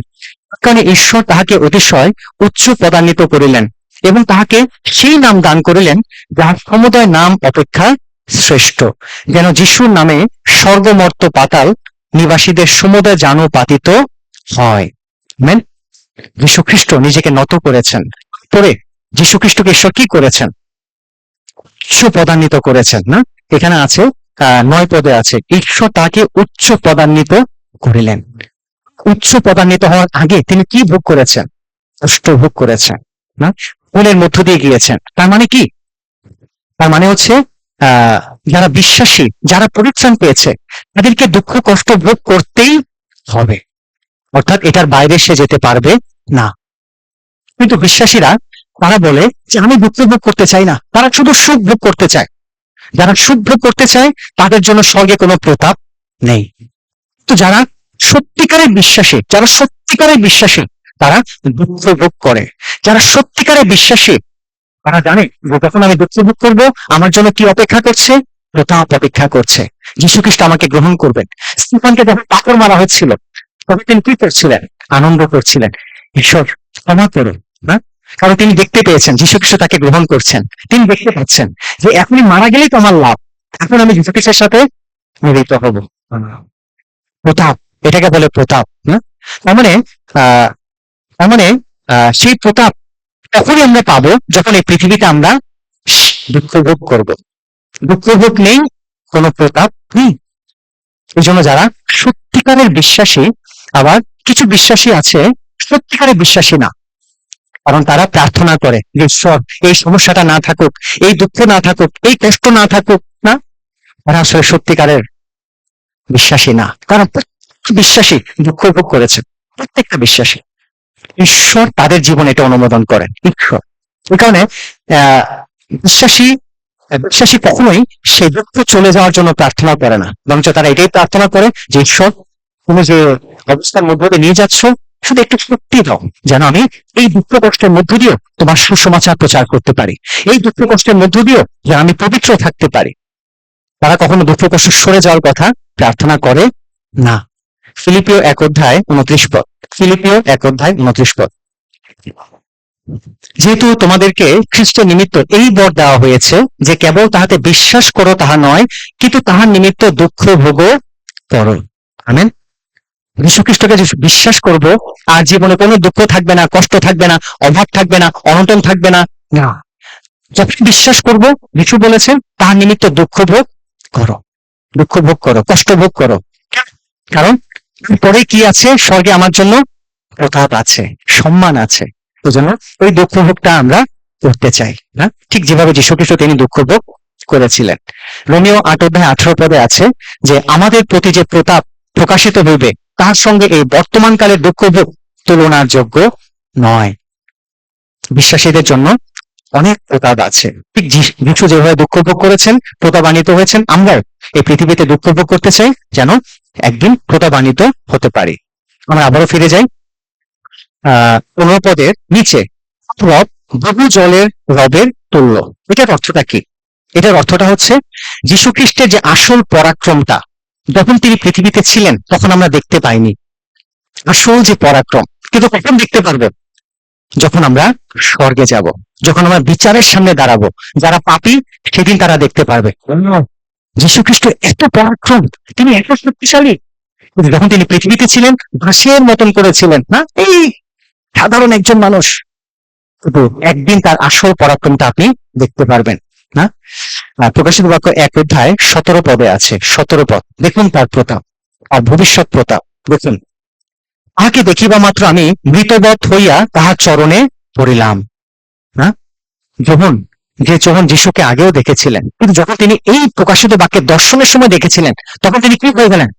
মৃতবৎ হয়ে গেলেন, মারা যাওয়ার মতো অবস্থা হয়ে গেল। ঠিক সেদিন আমরা যখন দেখবো তার আসল রূপটা, তার পরাক্রমটা, না, এই জন্য এখানে বলা হয়েছে যে তাহার রব বহু জলের রবের তুল্য। তার মানে একদিন তিনি পরাক্রম সহকারে, প্রতাপ সহকারে তিনি একদিন স্বর্গে আমাদেরকে দেখাবেন। যিশায় 43 অধ্যায় 2 পদ। যিশায় 43 অধ্যায় 2 পদ। যিশায় 43 অধ্যায় সরি, জিহিজকেল 43 অধ্যায় 2 পদ। জিহিজকেল 43 অধ্যায় 2 পদ। জিহিজকেল 43 অধ্যায় 2 পদ। আর দেখো, পূর্ব দিক হইতে ইসরায়েলের ঈশ্বরের প্রতাপ আসিল, তাহার শব্দ জলরাশির শব্দের ন্যায়, এবং তাহার প্রতাপে পৃথিবী দীপ্তিময় হইল। আমেন। তাহার শব্দ জলরাশির শব্দের ন্যায়, ঠিক যেটা আমরা একটু আগে দেখলাম, যে তাহার রব বহু জলের রবের তুল্য। তার মানে এই তার বহু জলের রবের তুল্য মানে কি? ঈশ্বরের যে প্রতাপ, যীশুখ্রিস্টের আসল রূপ আমরা যদি স্বর্গে যাই সেদিন দেখতে পারবো। আর যদি বিচারের সামনেও দাঁড়াই, যারা অবিশ্বাসী তারাও সেদিন দেখতে পারবে, হ্যাঁ, যারা যীশুখ্রিস্টের অনুগ্রহটাকে বিশ্বাস করেনি। 16 পদ, প্রকাশিত বাক্য 1 অধ্যায় 16 পদ, এটাই লাস্ট পদ, 16 পদ। আর তাহার দক্ষিণ হস্তে সপ্ত তারা থাকে। এটার অর্থ কি? তার হাতে সপ্ত তারা, তার মানে কি? 20 পদে আছে না, সেই সপ্ত তারা হচ্ছে সপ্ত মণ্ডলীর দূত। হ্যাঁ, তার মানে যীশুখ্রিস্ট তার ডান হাত দিয়ে সপ্ত তারাকে তিনি কি করে রেখেছেন? ধরে রেখেছেন। তার মানে যীশুখ্রিস্ট তিনি মণ্ডলীর যারা দূত তাকে কি করে রেখেছেন? ধরে রেখেছেন, ধরে রেখেছেন। বর্তমানকালে এই মণ্ডলীর দূত কারা? যারা পালক, যারা সুসমাচার প্রচারক, যারা শিক্ষক। এই পালক, সুসমাচার প্রচারক, শিক্ষক সত্য মণ্ডলীতে কে নিয়োগ দিয়ে থাকেন? ঈশ্বর নিয়োগ দিয়ে থাকেন। তারা ঈশ্বর কর্তৃক নিয়োগ প্রাপ্ত। কখনো মনে করবেন না ও ইনি মানুষ কর্তৃক নিয়োগ প্রাপ্ত হয়েছেন, না, এই পাস্টর, এই ইভাঞ্জেলিস্ট যারা এসছেন তাদেরকে মানুষ নিয়োগ দিয়েছে না, তাদেরকে ঈশ্বর নিয়োগ দিয়েছেন। তাদেরকে ঈশ্বর তিনি ধরে রেখেছেন সত্য মণ্ডলীতে, তাদেরকে ঈশ্বর ধরে রেখেছেন। তারা হচ্ছে মণ্ডলীর দূত। ঈশ্বর যীশুখ্রিস্ট তার নিজ হাতে তিনি তাদেরকে ধরে রেখেছেন, না। এই জন্য ইফিসীয় 4 অধ্যায় 11 পদে আছে, ইফিসীয় 4 অধ্যায় 11 পদ, ইফিসীয় 4 অধ্যায় 11 পদ এখানে আছে। আর তিনি কয়েকজনকে প্রেরিত, কয়েকজনকে ভাববাদী, কয়েকজনকে সুসমাচার প্রচারক ও কয়েকজনকে পালক ও শিক্ষা গুরু করিয়া দান করিয়াছেন। কে দান করেছেন? ঈশ্বর। কে ধরে রেখেছেন? যীশুখ্রিস্ট। এই পালক, শিক্ষাগুরু বা শিক্ষক যারা বাক্য শিক্ষা দেন, এবং সুসমাচার প্রচারক যাকে ইংরেজিতে বলে ইভাঞ্জেলিস্ট, এই তাদেরকে নিয়োগ দিয়েছেন ঈশ্বর।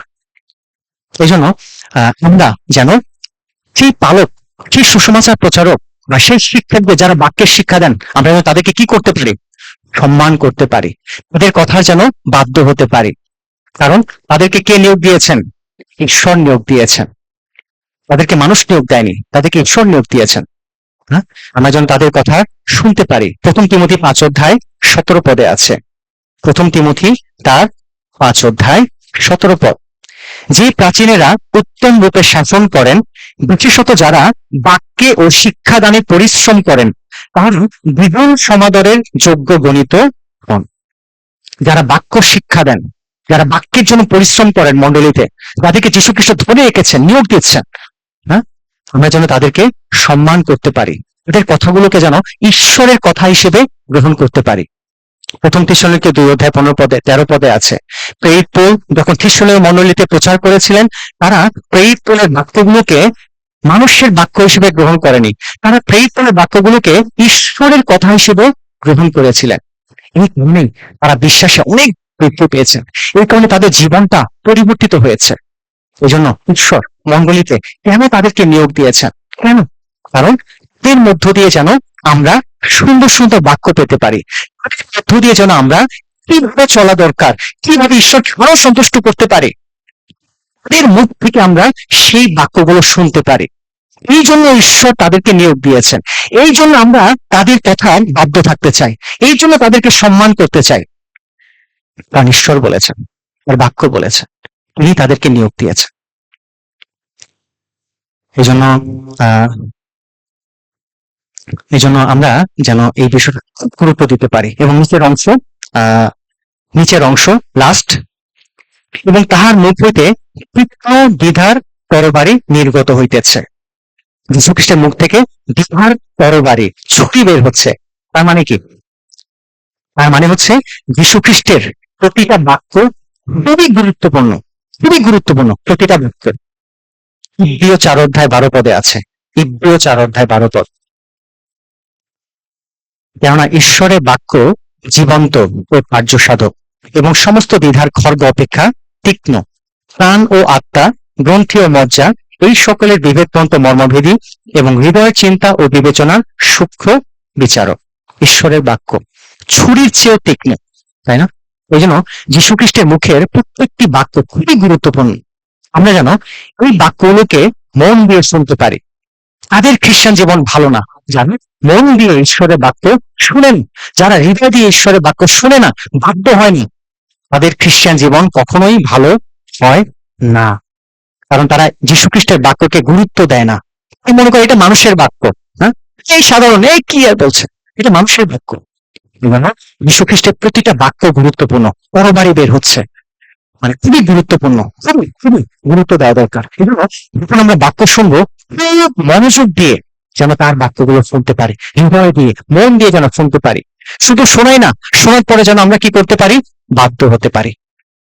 আজকে যীশু খ্রিস্ট আমাকে এই বাক্যটা বলেছেন, অবশ্যই আমি এটা বাধ্য হতে চাই, অবশ্যই এটা আমি বাধ্য হওয়ার জন্য চেষ্টা করতে চাই।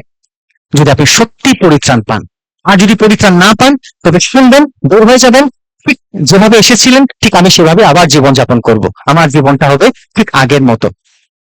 তার মানে আপনি ঈশ্বরের বাক্যকে তুচ্ছ করছেন, তুচ্ছ।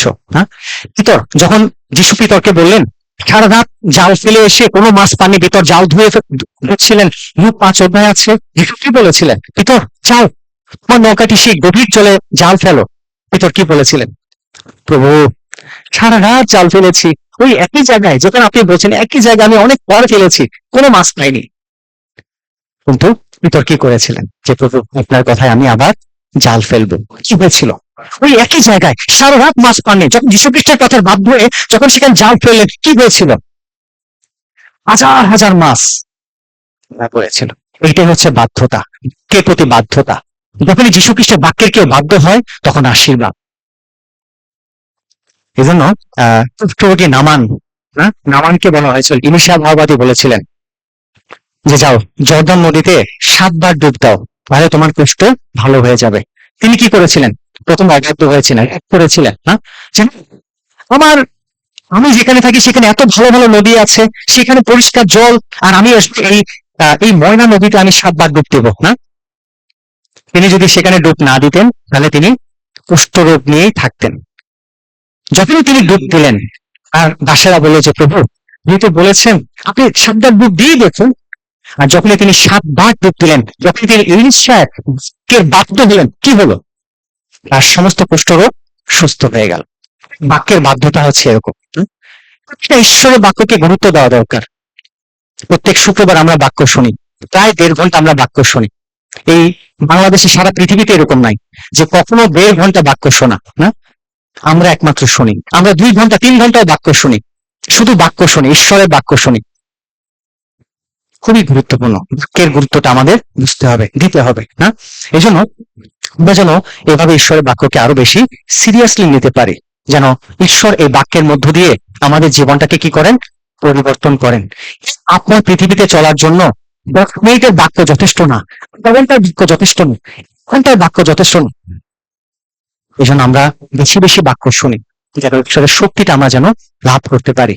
কলসীয় 3:16 আছে, খ্রিস্টের বাক্য প্রচুর রূপে তোমাদের অন্তরে বাস করুক। আনন্দ।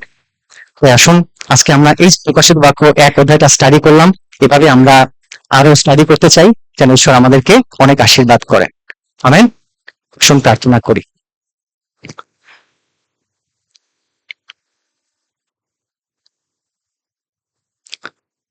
আমাদের ভালোবাসার স্বর্গীয় পিতা, আমাদের প্রভু যীশু, তোমাকে অনেক ধন্যবাদ জানাই, কৃতজ্ঞতা জানাই যে আজকে সুন্দর জীবন্ত বাক্য তুমি আমাদেরকে দিয়েছো, সেই প্রকাশিত বাক্য। এবং এক অধ্যায়টা আমরা স্টাডি করেছি, যেখানে প্রভু যীশু খ্রিস্ট তোমার বিভিন্ন রূপ, তোমার বিভিন্ন বৈশিষ্ট্য এবং তোমার ক্ষমতা, তোমার পরাক্রম এবং আমাদের জীবনে এই বাক্যের গুরুত্বটা এবং আমাদের জীবনে তোমার গুরুত্বটা আমরা উপলব্ধি করেছি, আমরা শুনেছি। তাই প্রভু, দয়া করো যেন আমরা যে বাক্য শুনেছি যেন আমরা সে বাক্যের বাধ্য হতে পারি এবং এই প্রকাশিত বাক্যটা আরো বেশি বেশি যেন পড়তে পারি। বাবা, তুমি আমাদেরকে বাক্য বোঝার শক্তি দাও এবং আমাদেরকে আশীর্বাদ করো। এবং যারা আজকে এই বাক্যগুলো শুনবে অনলাইনে এবং বিভিন্ন ভাবে, প্রত্যেককে তুমি আশীর্বাদ করো বাবা, প্রত্যেকের প্রতি দয়া করো। আর আমরা যারা এখানে শুনেছি, তুমি আমাদেরকেও আজকে অনেক আশীর্বাদ করেছো, তাই তোমাকে অনেক ধন্যবাদ জানাই, কৃতজ্ঞতা জানাই। সমস্ত গৌরব একমাত্র তোমারই হোক। এই প্রার্থনা আমাদের ত্রাণকর্তা মুক্তিদাতা প্রভু যীশু খ্রিস্ট তোমার পবিত্র নামে চাই। আমিন। জয়